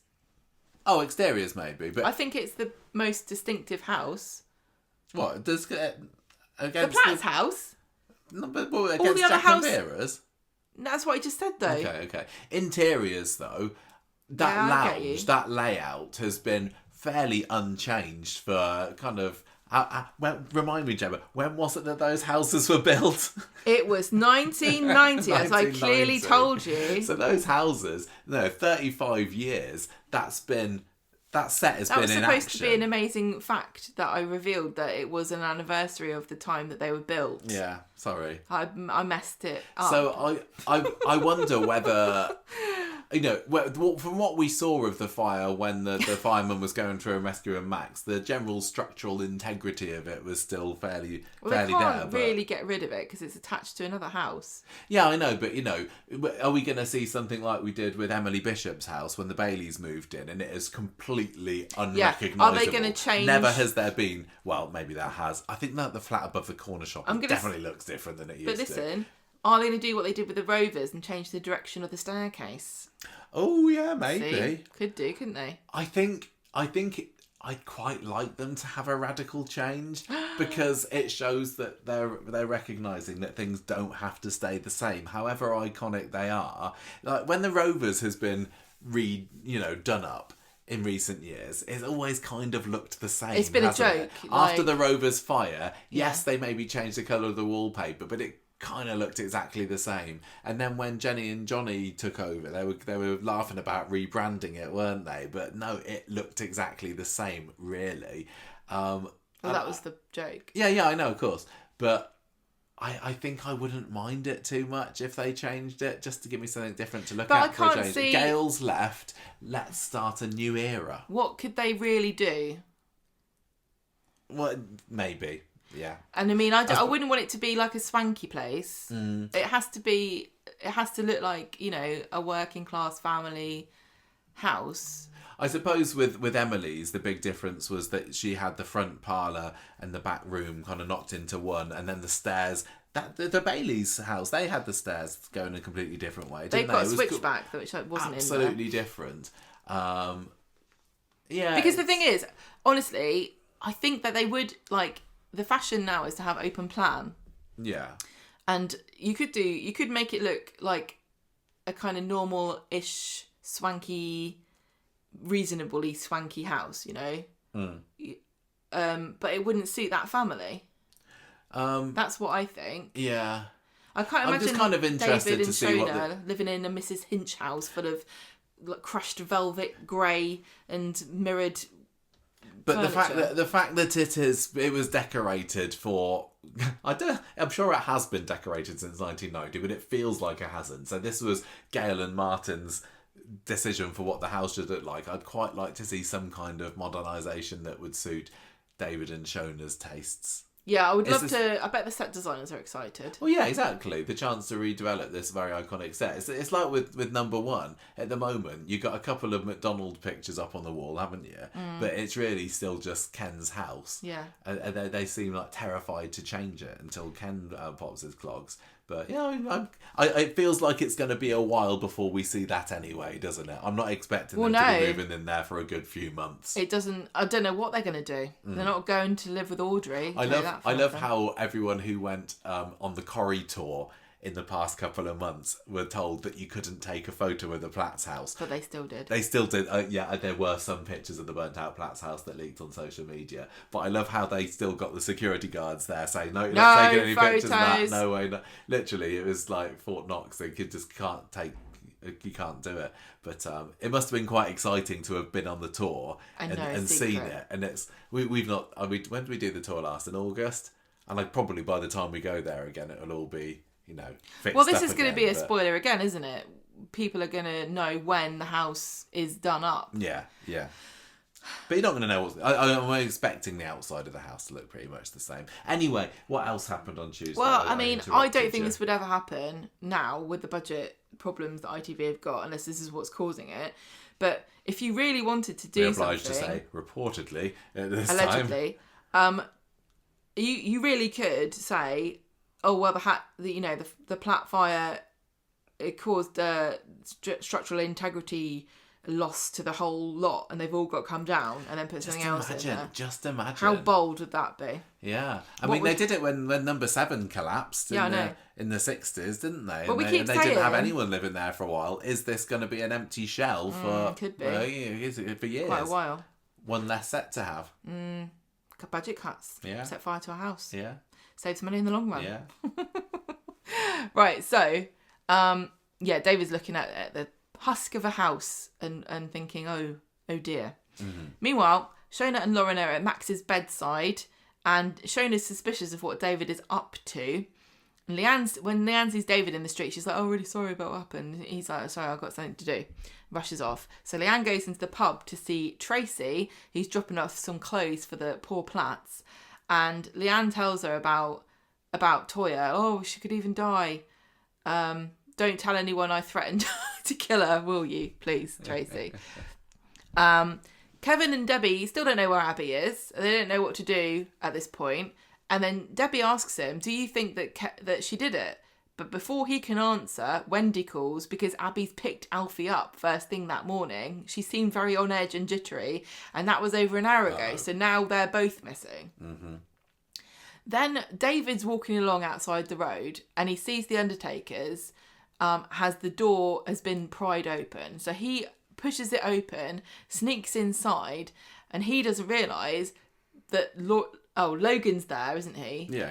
He's having a loiter behind He's the chair. loitering. So David gets his phone. This is the grand capturing of Logan after all these weeks. Master criminal. Yes. I don't know how they outwitted him. So David gets his phone out and he sneakily puts it onto voice record mode.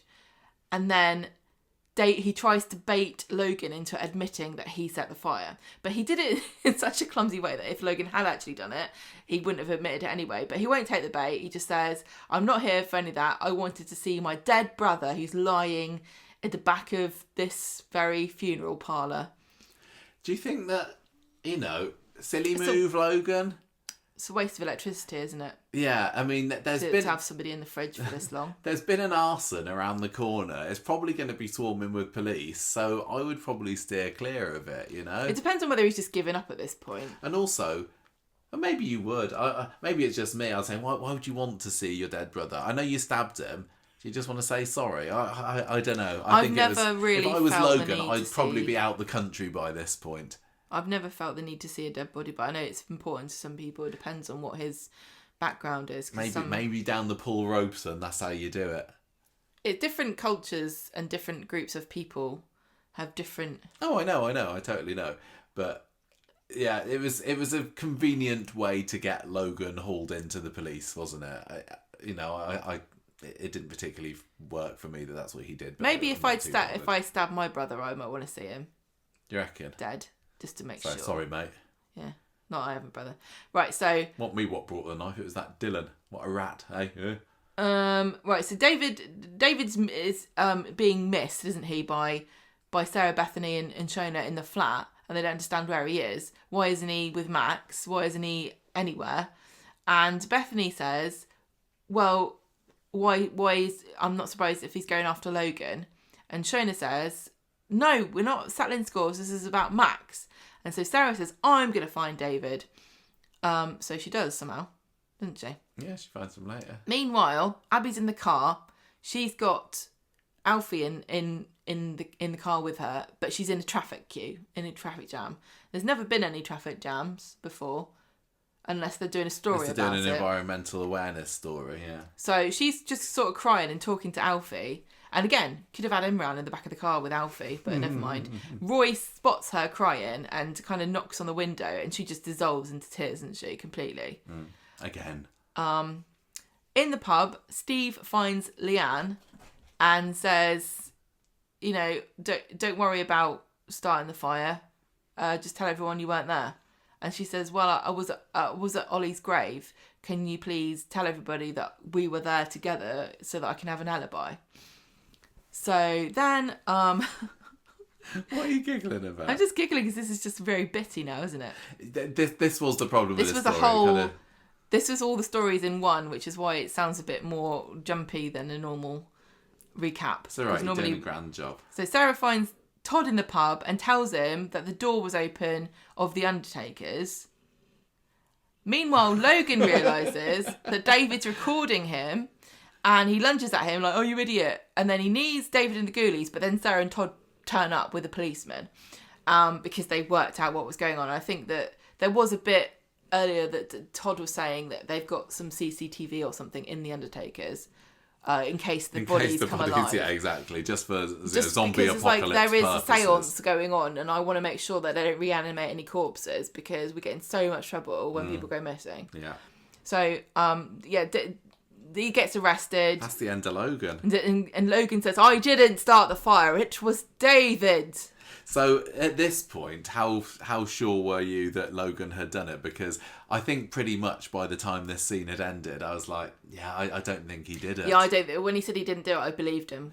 He seemed, I'm very gullible. As strange as his story was to me, that he was the only reason he was there was to see his dead brother on the slab. It felt like this was kind of checking off. You know, we've all got the list of suspects, and this was like, nope, it wasn't him. You thought it was going to be him, didn't you? It's just because this is a soap, right? If it was him, it would have been the end of the story, and they would have gone, well, then we'll take you into justice. And everyone would have gone, oh, phew. I think with Logan as well, you know, we saw when this was going to be filmed back in November, and David was still, you know, we know that he'd stolen the money and everything by then. So as soon as we saw the Platts house was going to be on fire, and we'd have to wait 2-3 months for it to happen, in the back of my head, I'd already thought, well, this is clearly related to the money. This was clearly Logan or Matty that did it. But it didn't take long for me to go, okay, the suspects are... It could be anybody. Could be anybody. Yeah, it was funny because, like you said, did go into this week expecting certain things to definitely happen. Like, Logan's going to set the house on fire and Max will die. And neither of those things happened. Very exciting. I like to be surprised. I'm glad Max didn't die, because just think about how much crying Could we still would die. see from Lauren there. He could still die. Could still die. I think he's going to be okay. Roy brings Abby back to number 13. David shows up at the hospital, and Shane is mad because he abandoned her, and he tells her that he had to find Logan and make sure that everyone knows it was him that set the fire, even though I blame myself for what happened. So she realises that he's very sad, and they have a hug. Then they go into Max's room, and she gets a phone call, Shona, from Kit, who says that Logan's definitely sure it wasn't him that did the fire, so whoever did it is still at large. So at this point, the main suspect list really was basically, the official suspect list was Abby and Leanne, wasn't it? I mean, there were some outliers with it being maybe Sam or Lily, but Or Hope. Or Hope, yeah, one of the kids. But they were really kind of wanting us to think it was one or the other of them. Yeah, it's interesting that they bothered to show us somebody, you know, actually putting the matches through the door, because they could have just left it like, oh, was it even the candles? Did Toya really blow all the candles out? Or was it Toya's fault? That could have been another easy... But the fire was clearly burning at the front door, wasn't it? The main source of the fire was I know, but in that would have entrance. been something that we would have had to have worked out. Yeah, I guess. You know what I mean? I guess.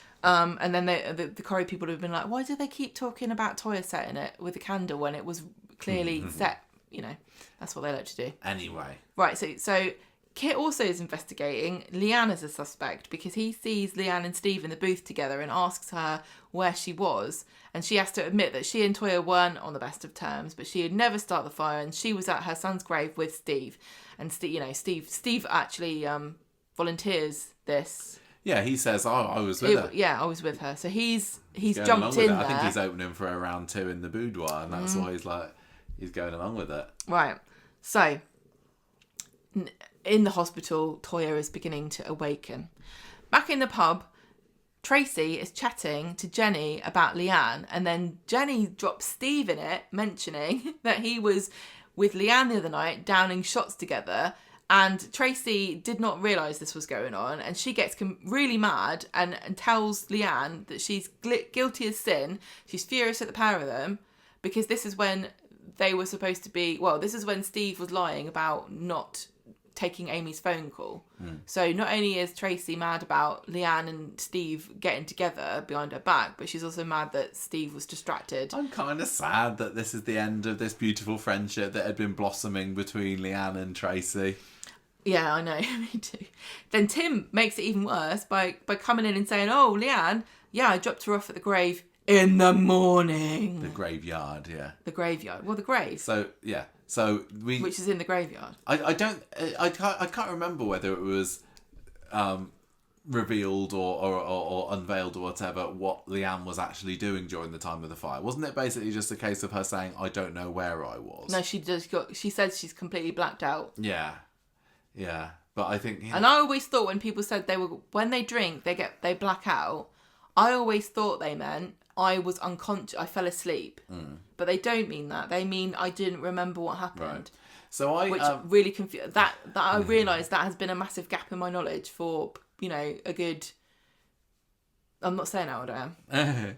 Yeah, so the thing with this is, Leanne was never even on my radar, and at any point during the week did I think that this was Leanne.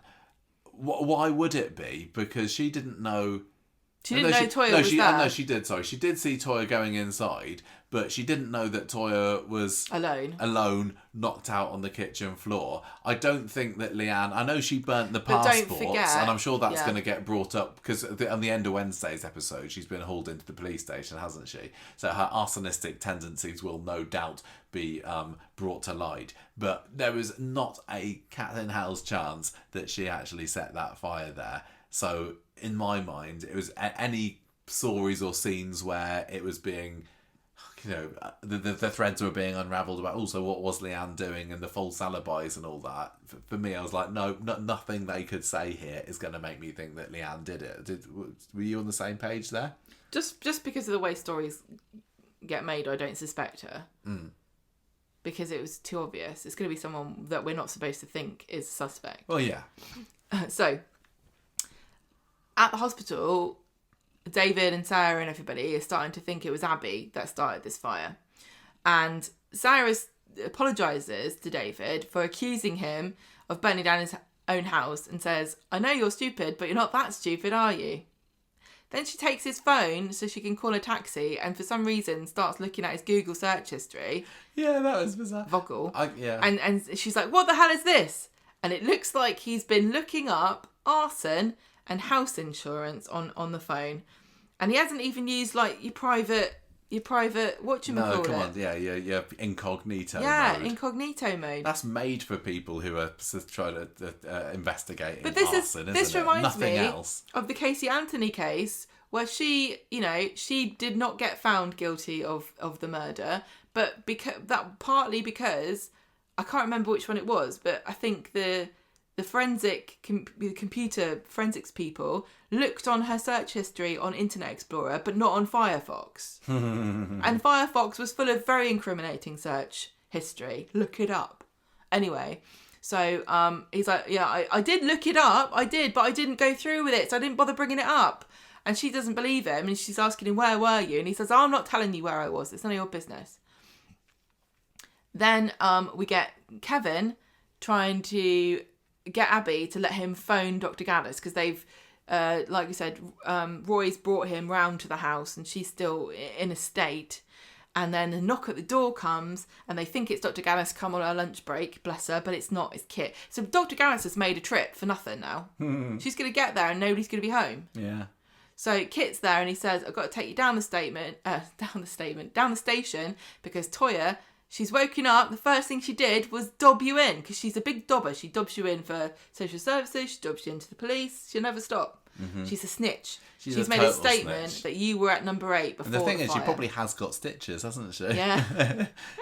If only she'd listened to that. Meanwhile, I kind of don't blame Toya. As she was being very sympathetic and angelic and perfect, wasn't she? She was trying to be helpful to Abby and understand. You're going through some trauma at the moment. Let me help you out. But she literally could have nearly died because of Abby. Yeah. So in the hospital, David is with Max. Says, "I need you to wake up, please." That seemed like a very final thing. That was Gemma saying, "Thank goodness for that. I finished Tuesday's episode." Too bitty for me. So yeah, I very much enjoyed that episode. It was Wednesday's one, like you said, where it felt like it was just lots of people finding out the same thing. But listen, I did point that out, and it did after a while. It did kind of make me laugh when I was watching it. Like, this is just a series of people finding stuff out, the same thing over and over again. But then I did think to myself, but I kind of like this because I do like seeing people's reactions and I do like scenes of just people talking to each other, and I don't think every single scene in Coronation Street needs to progress the plot somehow, and I do think that has been a kind of unwritten rule in Coronation Street for years, that every scene has to serve some kind of narrative purpose, and I don't think that really is. Like, you know, if you say what is Coronation Street, why is modern Corrie different from old Corrie? Why do people not like it anymore? What is really the reason? And I would say that I would say that it's too driven. And this Wednesday's episode was definitely one that wasn't driven in the same way. And I think also loads of people did say they liked this episode more than the others, especially people that didn't like the fire scenes very much. Yeah, I have seen some seem praise to for like Wednesdays more. If you liked if you didn't like the fire, you like Wednesdays. It was just a bit policey for me. The other thing was, I forgot earlier when I said that by this stage in the episode, in the week's runnings, there was only 2 suspects, and it was Abby and Leanne. Actually, David there was still a bit of mystery there about what he was up to, wasn't there? And Yeah, I because think he did go going into somewhere. Wednesday's episode, I was very intrigued about what David was up to. And the actual reveal that what was that he was doing? He was being a getaway driver. That was a bit odd. It always has to be extreme, doesn't it? It wasn't like he was getting an early Valentine's Day present or something. Yeah. But my problem with this was by the time Wednesday's episode had rolled around, I'd already convinced myself that none of them had done it. It was Max. And this is where I am at this stage, ready to go into a new week of Coronation Street. I am, pretty 99% sure here that Max is the arsonist. What do you think? Me too. Because it just makes sense, really, doesn't it? Because there's no way it was Leanne. Abby would not do it. She was crazy that she left Toya there, but she ran away. She was ashamed of what she'd done. I don't believe she'd be like, better cover the evidence and set a fire. And no way would they have Abby, a supposedly sympathetic character, literally murder Toya. Not a chance that would happen. David was, there was a slight possibility that it was him and his dodgy Andy mate, but Max was a very likely theory. And if you go back, there aren't really any clues, but I think it was Friday's episode last week, you had that scene in the bistro where David and Shona were discussing or maybe joking about the idea of claiming on the home insurance and setting the house on fire, and the camera pans across to Max, who just does a little reaction for just a second, and I think that was the cogs in his brain twirling, thinking, is that what cogs do? Turning, twisting, whatever, thinking I could do that. And if you look at the scene where he did go, And there was the scene on Monday's episode where Sally runs into the bistro going, oh no, there's a fire. They were at that point singing Happy Birthday to Sarah, I think, and Max really didn't look into it. He looked like he had the weight of the world on his mind. Watched that. And he doesn't react in a way that you would react if you'd just been told your house is on fire. But I think everyone just really hated the party. Yeah, he was over it by that point. So I think that Max has thought he's done the right thing here. It was a dumb thing to do. It was clearly an idiotic thing to do. But I think he thought that he was trying to help out his family by committing this crime. And then he thought that they could pin it on Logan. Yeah, exactly. It's a perfect crime, really. It makes a lot of sense. So I thought that... And we know he's got poor judgment. Exactly. And we know he's not afraid to commit the odd crime or two. Bit dumb that his girlfriend's just been let out of prison and he does something that's not got the tiny chance of him getting back into prison. But yeah, I was waiting throughout the episode for him to wake up and reveal that he did it. And I'm a bit gutted because, we're theorising now. I think at this stage, I'd like to have known. It would have made a nice ending to the week. That it was him. If we'd found out, if all this, because now we're going to have more of Monday's episode, and Leanne's been hauled into the station, and there's going to be interviews with her, and I'll be sitting there thinking, this is all for nothing. It was Max. So I would have liked to have known at this point that it was Max. But on Monday, it would be even worse if you knew it was Max, because Leanne is still going to get questioned, and they're still going to keep going on with their suspects. They're not going to just stop, because only we would know, not the police. Yeah, I guess so. Well, it depends who he confesses it to, doesn't it? It's going to be interesting to see what happens. Hope's next live stream, Max confession. He gets the Ouija board to spell it out because he's too shy. So yeah, Wednesday's episode. David's mad at Shona because he wanted to get up to the hospital, I think, or get up to something, I can't remember, and she's let him sleep in because he's been through a tough time. She thinks that that's better for him.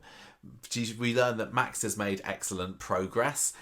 He's on the mend. The further we got through this week, and the more they were like, oh, Max is definitely fine. I was like, that means he's going to die. Yeah. Also, we learn, David learns from Shona that they've taken a suspect into custody, and she reckons it's Abby, and he has got his heart set on it being Logan. This, I suppose, was the other reason why it couldn't possibly have been David, because it wasn't. When we saw him with Logan and trying to record this confession, why would he do that if he or Andy had been responsible for the fire?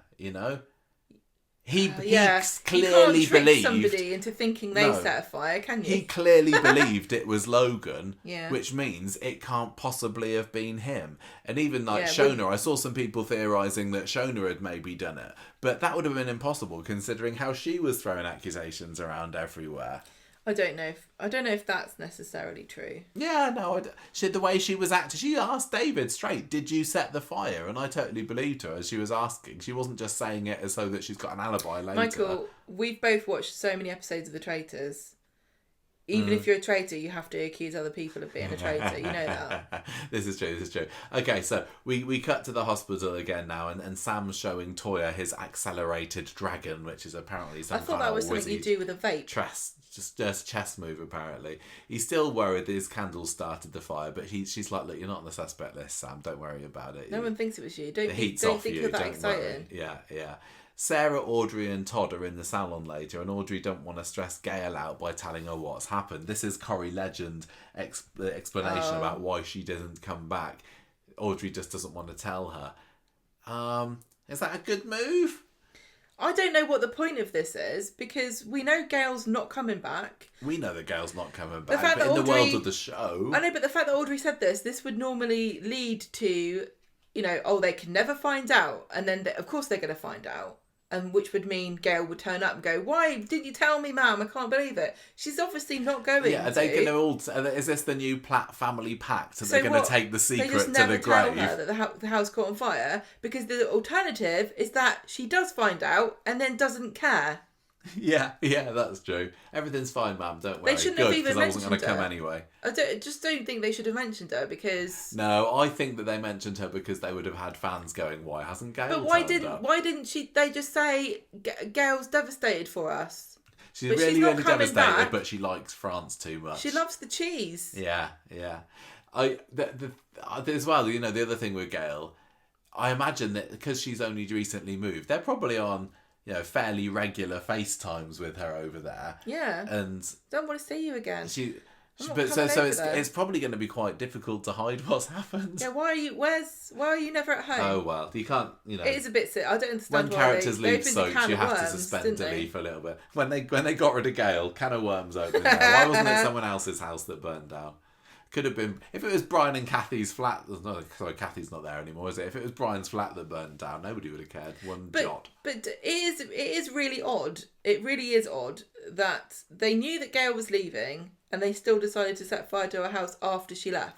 I think it's a nice new start. That's been Gail's house for 35 years. Okay, I get what you mean. It just seems like it could have been part of her leaving story. But maybe they said it to Helen Worth. She's like, no, I'm not doing a fire stunt. That could have been. She could have gone off in a fire. No, I'm not doing it. I wonder whether that was ever on the cards. No, I don't mean die in a fire, but just be like, I can't stay here. My house is burnt. I'm going to France. Well, maybe when they had David saying, "I'm gonna." Number 8 is clearly under attack. I'm going to go and live with Nick, and Shona's like, "Well, I'm living with Sarah." Gail takes it to the extreme, saying, "I'm moving to France." Because I don't think that Logan's going to get me there. But do you see what I mean? Do you not think it's weird that we're starting in a new year, and then within the space of a month, Gail's left to a different country and her house burned down, and neither of those two things have got anything to do with each other? Do you not think that is a bit of a weird coincidence? Yeah, I get what you're saying. Look, Andy comes into the salon looking for David, and he's I'm going to say intimidatingly enigmatic about what he wants him for, and he says, we never find out, do we? Well, I think it was just to do with this robbery that we later find out that he was involved with. So, interview scene, Abby in the station, Kit's got her at the table, and she basically tells him everything that happened between her and Toya on Monday's episode. But she says, "Did you tell the truth?" She says, "My memories are foggy. I don't remember it all. We'd been talking about Toya reporting me to the social services. Kit saying, look, you clearly assaulted Toya and then torched the house to cover your tracks. I don't know whether he really thought that's what it was, but I suppose if you're a police officer, cop. you have They're to... doing good cop, bad cop. Yeah. He drives her a little bit insane, doesn't he? Steve, meanwhile, you got him confronting Leanne about lying about being at the grave, and she says, I can't actually remember where I was. And now Steve's faced with the reality that he's given a false alibi to the police. Whoops. So that could get him in trouble. And Steve's already been in and out of that police station a number of times over his life, so he doesn't really want to get himself dirty here. Then you got Sarah coming round, visiting Todd at the Undertaker's and saying, Andy then, what do you know about him? Oh, I can't remember how the conversation starts up, but very handily, Todd remembers Andy from being at Paul's rave. Yeah, I think he probably was actually there. I don't think he was. I don't know why he would be, but it was enough for Todd to be able to explain to us that yes, Andy is a naughty man and he went to prison with David and Paul, and they say yes, he definitely seems a little bit of a wrong un. The crim. Yeah, Debbie's with Kevin at the garage later. He's fretting about Abby and saying, "Oh, Abby, there's a jerry can missing, which is what you carry petrol in." You keep saying this like jerry can. You keep saying this. I literally have never heard that phrase before this week. Really? I don't think I have.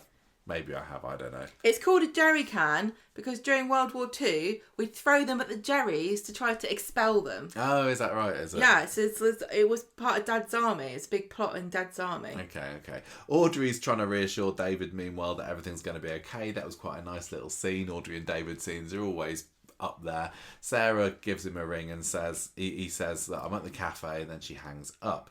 Nix then comes striding in saying, what the heck have you been playing at? So he's found out that he's been up to no good with dodgy crims. Abby next. She's still being harangued by Kit. He's as bad as the copper that harassed Stu into confessing to murder all those years ago, I'm gonna say. He's chasing this lead that he's got. And then, of course, if you push Abby too far at the moment, she's going to start hallucinating. So in pops Seb into her vision. She's seeing that Seb's interviewing her, then Mason's there, and all the while Kit's saying, "Oh look, I know you had a tough life, and you wanted rid of Toya, didn't you? You thought that Alfie would be taken away the same as your other kids were taken away from you." And Abby's like going, "Oh my gosh, she's totally stressing out." Swain swans in, stops the interview, and says, "Officer Green, you're intimidating the witness far too much here. Let's have a break." And then Abby's like, "Oh my gosh, I don't know what's happening to me." Nick, meanwhile, is doing a bit of interrogating of his own because he's there with David saying, what's the deal with you and Andy? What you been up to? And David's like, "I promise, yeah, I have been doing something dodgy here, but I did not firebomb the house. It's Harvey, pure and simple. He done it. He must be. Harvey, Logan, it's got to be." And Nick's like, no, I don't believe you. That's something you're not telling me. Then we go and see a little bit. You're right, this is very jumpy back and forth, isn't it? Leanne, Steve, she's trying to remember what she was up to on Monday night. She remembers Toya going to the Platts. She remembers throwing a vodka bottle at her. She remembers waking up in Victoria Gardens with a box of matches in her pocket. She says, "I'm going to light a candle for Oliver, honestly." But Steve is like, I don't know. I think maybe you could have done this. All of this episode was just people suspecting characters who I didn't think had any chance of being the arsonists. That's the problem with this one for me. Andy Garland was in the rave. Was played he? by the same man. Was he Andrew seriously? Goff. Yes. Oh, well, there we go. Fair enough. I'm wrong. He was there. So, yeah, they set this up ages ago. Because that's where, they've set this up ages ago. Fair enough. Okay. I will admit my wrongness there. Anyway, what else do we have? Blimey, we've got so much left of this to go. Kev, meanwhile... Max did it. The end. Max did it. It was him, wasn't it? Kev's checking the garage CCTV and he sees somebody having a loiter about there looking for this can. And he's like, well, this clearly isn't Abby because she knows exactly where we keep our arsonist supplies. This was so tenuous to me because I get the logic, but the CCTV showed somebody just walking up to the can and taking it. It didn't look to me like someone was looking. Oh, I don't know. Do you know what I mean? But yeah, it didn't prove what he said it did. The jacket had a very notable. It had some kind of. It looked like maybe one of those tribal tattoos. It was like a skull with a snake or something. Oh, I wasn't didn't it? see it properly. Yeah, it was. Yeah, it would have made more sense if he'd said Abby would never wear something like that. She's very fashionable. But this is the only thing that's making me think, was it Max? Because when we had the scene on Monday's episode where Logan walks past them all in the middle of it, he is wearing a black outfit, but we don't get to see what's on the back of it. Maybe. But Max was wearing something completely different. So unless he went and... Maybe... was this the sort of thing that Max would even own? I don't think so. Maybe Logan was just about to put the matches through the letterbox and Max came over and pushed him over and said, I'm doing it. Yeah. I'm going to set the fire for insurance purposes, not for revenge. Bugger off, Logan. I don't see why... That is the kind of stupid thing that Max would do. I don't see why Max would feel the need to dress up for this, because he didn't know that the CCTV would catch him. I suppose, if he wants to put his hood up, like Harry Bizzanoni sneaking into the Corrie set, I found him. But yeah, I don't know. It didn't feel like the sort of thing that he would own. That's the only thing that's making me think it's possibly not him. That's my 1%. Just do think to myself that if I was going to set fire to my own house, I wouldn't do it through the front door, opening onto a public road. No, you'd probably go around the back. I'd go and set fire to something in the garden. Yeah, although it's a good job we didn't, because if he'd gone through the back door, then our Toya probably would be a little bit more charcoal at this point. Yeah. Okay. So Shona turns up at the hospital. David's there as well, and she says, "Look, I want to know everything. What have you been getting up to?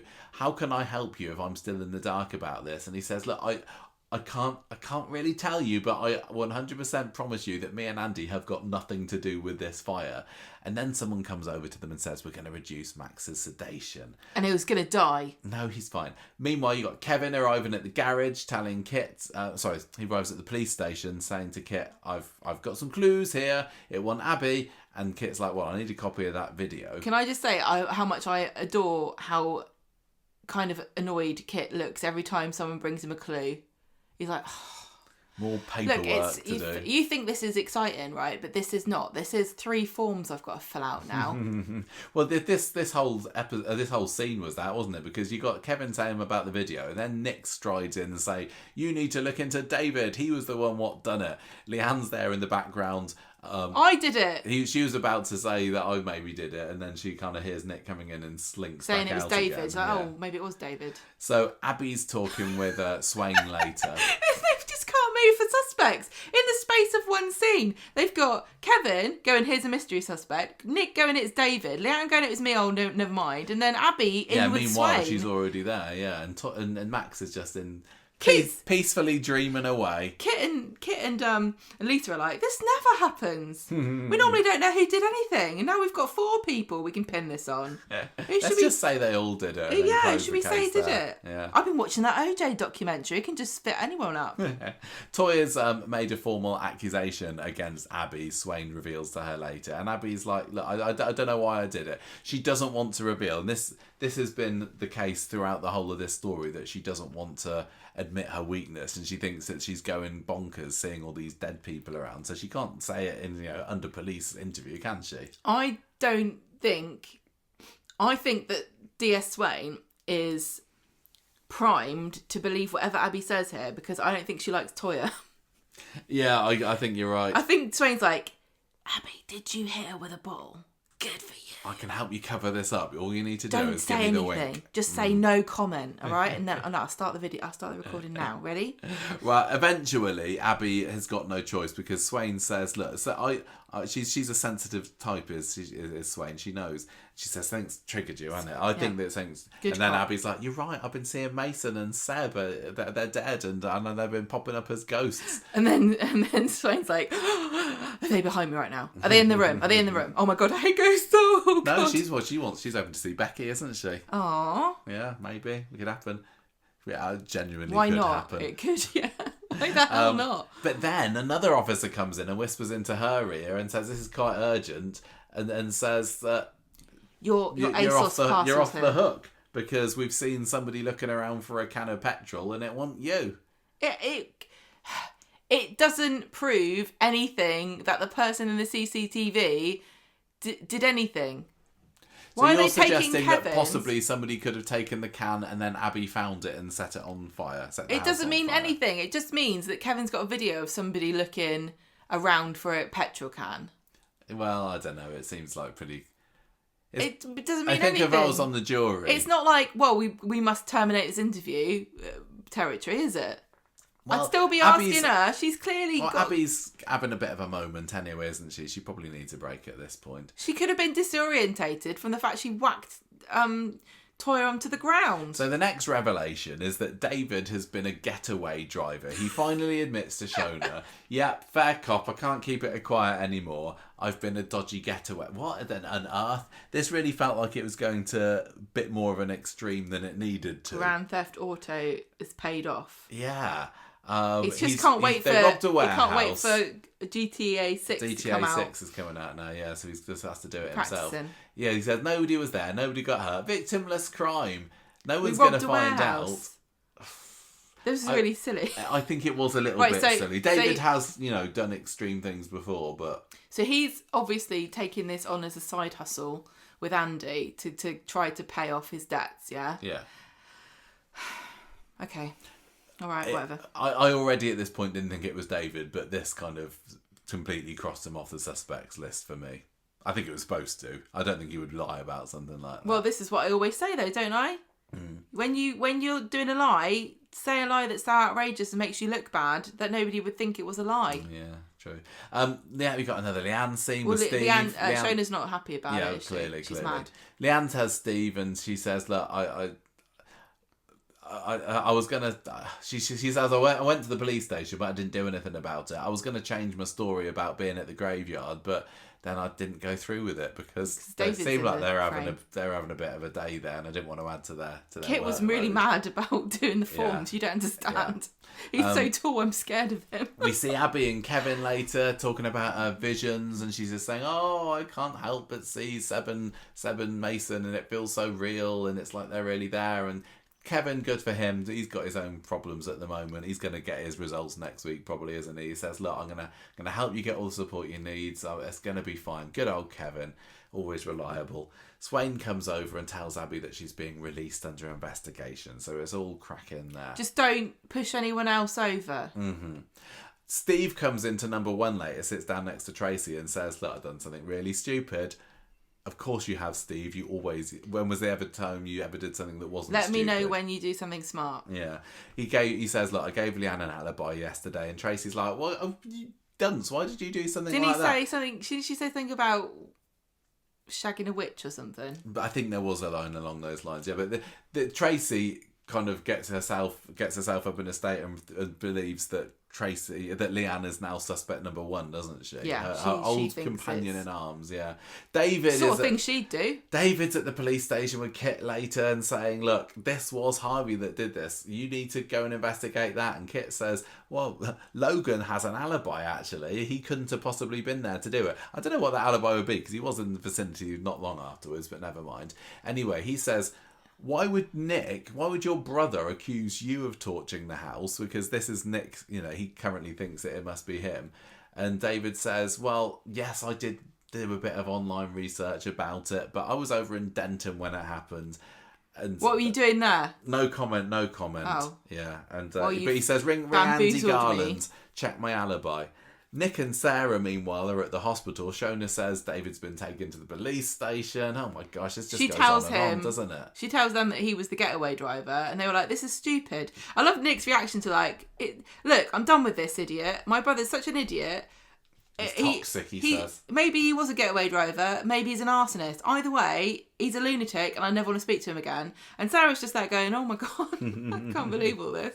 This was David's fault. It did all start with David, didn't it? Have you seen how the picture on ITVX? Oh yeah. It's no longer Dylan and Mason loitering around a wall. It's now a very haggard-looking David. It's kind of like it's my funny. world is crashing down all around me. I kind of thought that they do a very similar thing they do on their website with this ITVX splash page or whatever you want to call it, that they just forget it existed and leave a picture up there, and we'd have Joel Deering looking at us for the next 5 years. No, they change it, but they're actually updating it. Yeah. I'm surprised they don't have a white outline around him though. Sadly for David, when Kit comes back having spoken to Andy later, Andy's like, I don't know, I didn't have anything to do with David on the day of the fire. He's like, clearly doesn't want any involvement in this whatsoever, and he's happy to drop David in it as long as he's safe himself. Well, Andy's like, David, you don't understand. I can't give you an alibi for another crime you didn't do for the crime that we were doing together. It's not how it works. Yeah, and then exactly. and then David's like, right, anyway, I didn't arrested. do it. See you later. David's and arrested says, once again. You're not going anywhere. Todd, meanwhile, hears from Jenny that David's been taken down the cop shop, and he says, no, they must have got it wrong. I don't believe this. And Tracy then pipes up, you're absolutely right, David didn't do it. It was Leanne. I kind of love how chaotic this got, because it was just everyone going, oh no, it was definitely this person. It's definitely that person. Weirdly, nobody has said, maybe it was Max. No, it wouldn't be Max. Kevin goes to Toya's hospital room later and says, look, Abby... We don't need her to go down to prison for this. She's quite a big character, actually. Can you just say that she maybe didn't do it or let her get off the hook? And Toya's like, no, I want to change the room for myself. She's not in the mood for pity at the moment. I don't blame her, to be honest. I'm not sharing a changing room with her anymore. I'm going to get rid of her and I'm going to get rid of Shona. Yes. And have it all to myself. He's like, oh, please help me. She does, doesn't she? We find out at the end of the episode that Toya has indeed forgiven Abby because she's very... Well, he gives her a sob story and says that she's going through hard times and she's hallucinating and seeing her dead son. And then he says to her, we need your help. Which totally just plays on Toya's weakness. Help. Like, what? I can be the goodie. Yes, that's my favourite. So Shona's meanwhile trying to get rid of Nick, and she tells him about Tracy's outburst in the pub about Leanne. She clearly believes that it was Leanne who is responsible for this now as well. Then Nick says about David being arrested. Nick's like, it wasn't. So it's all dramatic. It wasn't Leanne. It was David. It was definitely David. And then finally, we get Max waking up. And rather than confessing and leaving the episode on a high, he just says, where's David? And we see him in the interview room. Or was he in the cell? I can't remember. No, he's sitting in the interview room, which has been hastily converted into a cell. Yes. And also, Leanne gets taken into the station. She's been arrested. She's arrested. David's arrested. Leanne is suspected but not arrested yet, I think. I still do not know the answer to this. And I don't see why this wouldn't be the case.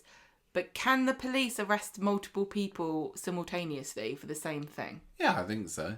But you're only allowed to hold them for a certain amount of time, aren't you? 24 hours, isn't it? You can't convict people of the same crime.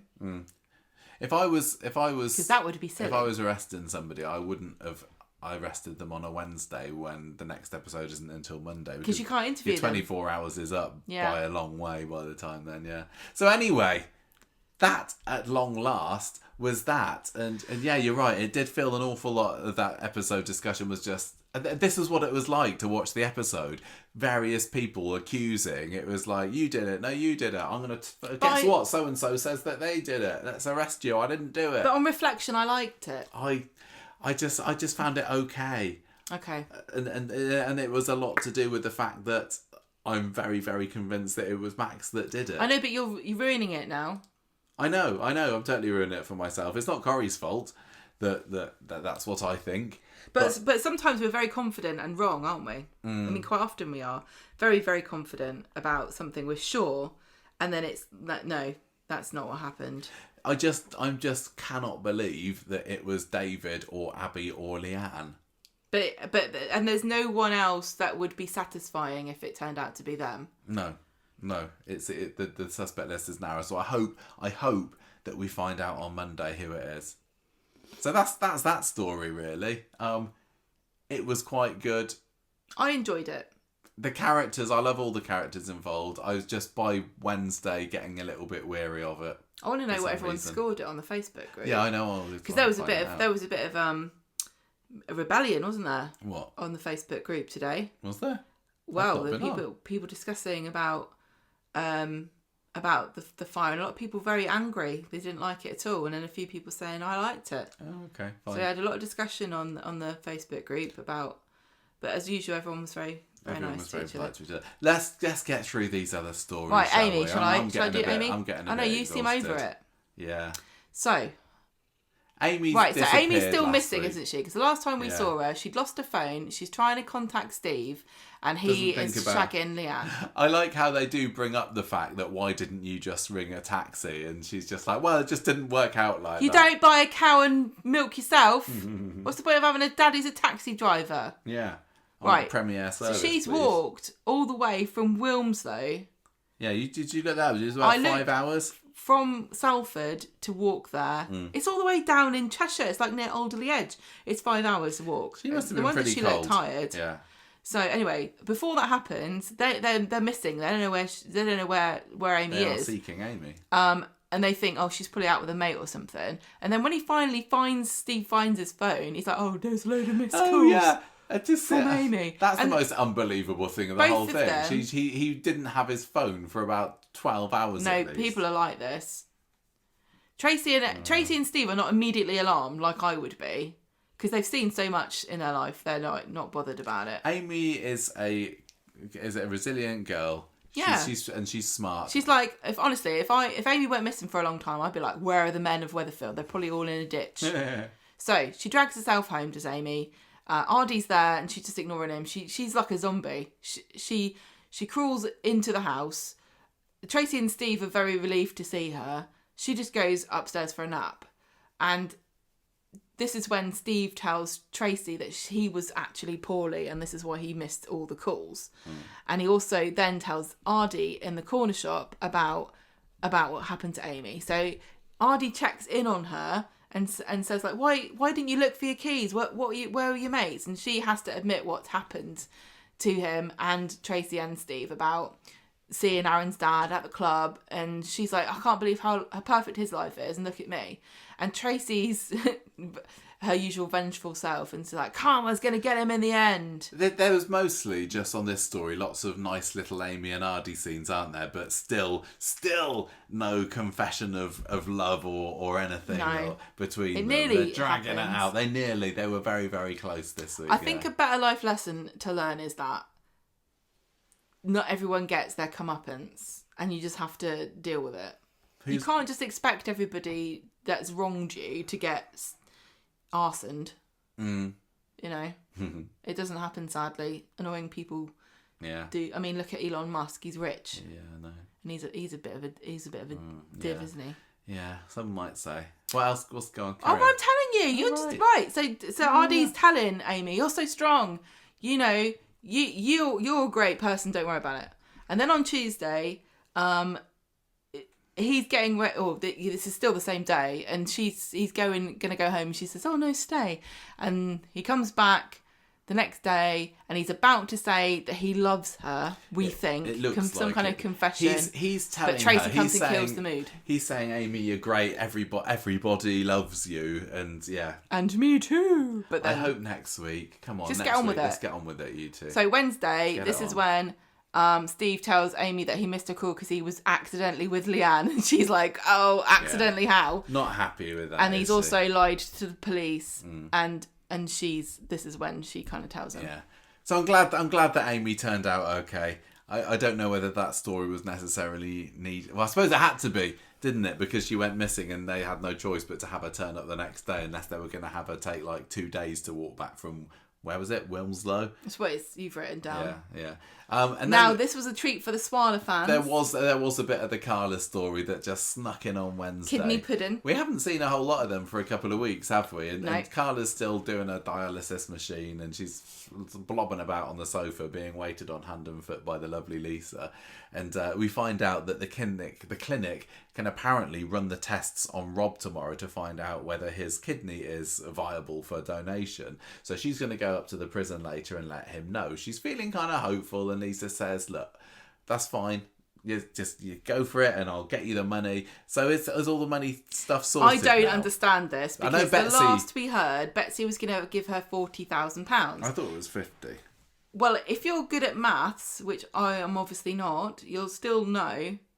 Even That's I less know than the it's amount less that's than the needed. amount she needs. Has she given up on getting the money off of Jenny? We'll never know, because Coronation Street likes to do these things and then just drop them out of nowhere. I know they might come back. I know, Anyway. but I don't trust them. This is what happens when they drop stories. I don't trust they're going to pick them back up again. No, I think they All right, well... Rob, at the hospital, there's been enough He hospital wishes. scenes this, he can't go to the hospital. He finds out, basically, that he finds out that he can get his test done, and he's all thrilled because clearly he's got some kind of amazing escape plan here, but it's gets cold water poured over it when Carla says that They just do it in the prison. They've got to do it in the prison. And he was like going, I was looking forward to a day out. And Carla tells Lisa that Rob seemed eager to get things moving, though didn't seem too over the moon about doing the test in prison. And Lisa's a little bit suspicious of him there because she knows she's in a soap. And so she then goes and investigates and asks the prison, is this guy a dodgy bloke or what? Does he kind of sit there thinking, I planning an escape? Does he hoard sharpened teaspoons and make suspicious... Has anyone checked behind the poster in his cell to see if there's a tunnel out through the sewers? And the prison's like, no, model prisoner. Genuinely, he goes to church every Sunday. But at the end of the episode, we see him pacing the floor of his cell. And he's like going, well, he gets a phone out of the kettle. He's got a phone out of the kettle, isn't he? Which is... That's where I put mine at night. In case my daughter's ringing me and I don't want to hear he's saying, it's me. We're going to need plan B. So clearly he's got someone on the outside here who was ready to spring him from hospital. But not going to get the chance because he's getting his test done in prison. I never really thought about it, but he would have been incredibly naive to have assumed that he was a match and then wait to be taken in to have his kidney removed to then escape. Yeah, you're right. It was either first time or nothing, really, wasn't it? Because I wondered whether, he was going to scope out the hospital when he was getting the test done.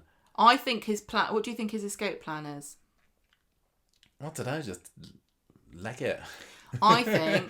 He's a simple man. I think he's going to go in. He's going to get in his, in his bed, but I think he's going to sneak his, some civvy clothes in, right? Dress up as a doctor, be really good at doing it. This whole time, he's been learning how to be a doctor. Pretends to be a doctor for a week, integrates himself, and then just walks straight out the front door. Well, we'll never find out because he ain't going to the hospital, is he? He's about the only person on Coronation Street that isn't going to the hospital. People are dying to get in. I'm kind of... Do you think he will actually successfully escape and we'll have a story of him on the run, or is he going to be caught? Otherwise, it's a big... It is a bit of a letdown if he doesn't. Yeah. Anyway, speaking of letdowns, shall we tie this discussion up and give it a score for the week? It's a really tricky one for me to score. Because there was an awful lot where I was like going, oh, come on, let's speed up. The fire wasn't perfect for me. There was an awful lot of hospital and prison and police station scenes on Wednesday, which I didn't love. But, there was, it had a big fire and an explosion and... Peril. There was mystery. There was accusations. There wasn't much mystery. There was mystery. I wasn't feeling mystified. Oh, do you know what? I was interested in knowing I hope it isn't Max now. I know. I've put it out there. Smart. Usually when I'm so utterly convinced, it turns out that I'm wrong. I think... What are you going to give it? Who's your character of the week? I think I'm going to be very, very generous and give it 4 bin bags of Craig Tinker's Y fronts out of 5. Really? I thought you would have gone for 3.5. I know. It's just the thrill of the stunt. Even if the stunt didn't quite work for me, it just bumps it up slightly into that 4 category. I really thought they tried something and didn't maybe pull it off 100%, but I appreciate them doing something new with, something that feels sadly like a bit a fire is kind of exciting, but we've had loads of fires, so they did something a bit different. Maybe didn't work. I liked that it turned into a mystery. I don't like that. I think we know it was Max, but I'm still going to also give it 4. Right. I'm going to give it 4 boxes of chicken for a dog that's going to do a video instead of a seance. Okay. I don't know. There's not anybody obvious character of the week, really. Abby? Why? Or Leanne? Why? No, not Leanne. Abby. We've given it to Leanne the last few weeks. I think Abby did a really good job. I'm just getting her screaming. I'm getting a bit tired of all her drama. There's David maybe, but there weren't very many laudable characters. David was being an absolute dip, wasn't he? Sarah, does she deserve it for just forcing her terrible birthday party on everybody? I don't know. Is it Jenny for Do you think maybe putting together the collection and being a stand-up citizen? Oh yeah, she's nice. Do you think maybe Bethany convinced Sarah that in London it's all the rage to have fondant fancies and a ventriloquist at your birthday party, and she's going to write an article about the top 5 things at your 38th birthday party for Trend Descent? I'm giving it to Abby. You're giving it to Abby, are you? Yeah, because she, I really thought she did a great performance, especially at the end of the week when she was being interviewed by Swain. I thought she was great. She was good. And also when she was in the car with Alfie and then Roy catches her and she's just like okay. I'm gonna give it to Shona just because I love Shona and she's very, very brave and went upstairs even though it's probably not the bravest not the cleverest thing to do, but she did worry that Lily was up there. do think that, go on. I do think that David's not bothered about Lily as much as Max and Shona seem to like her. Because they would they went upstairs to look for Lily. I don't think anyone else would bother. I think that I enjoyed Shona just being a bit knocked off and wanting to know what was going on, and I thought I liked the scene where the camera was pulling into her and then pulled out. She was brave. I'll give it to Shona. I tell you what, she was pretty great. If I had hair as beautiful as Shona, I wouldn't risk it in a fire. She'd get frazzled ends. True. That is very true. Right, should we call this closed? Let's just get on with it. Call this discussion to a close now. I don't like the fact that it was a bit of a moan fest, but we still gave it a 4 at the end of the day. Especially because I've been so positive. I felt in general about Coronation Street over the past few weeks, and just didn't quite do it for me. But I'm glad other people liked it. Some other people liked it. No, some people hated it. Some people hated it. Yeah.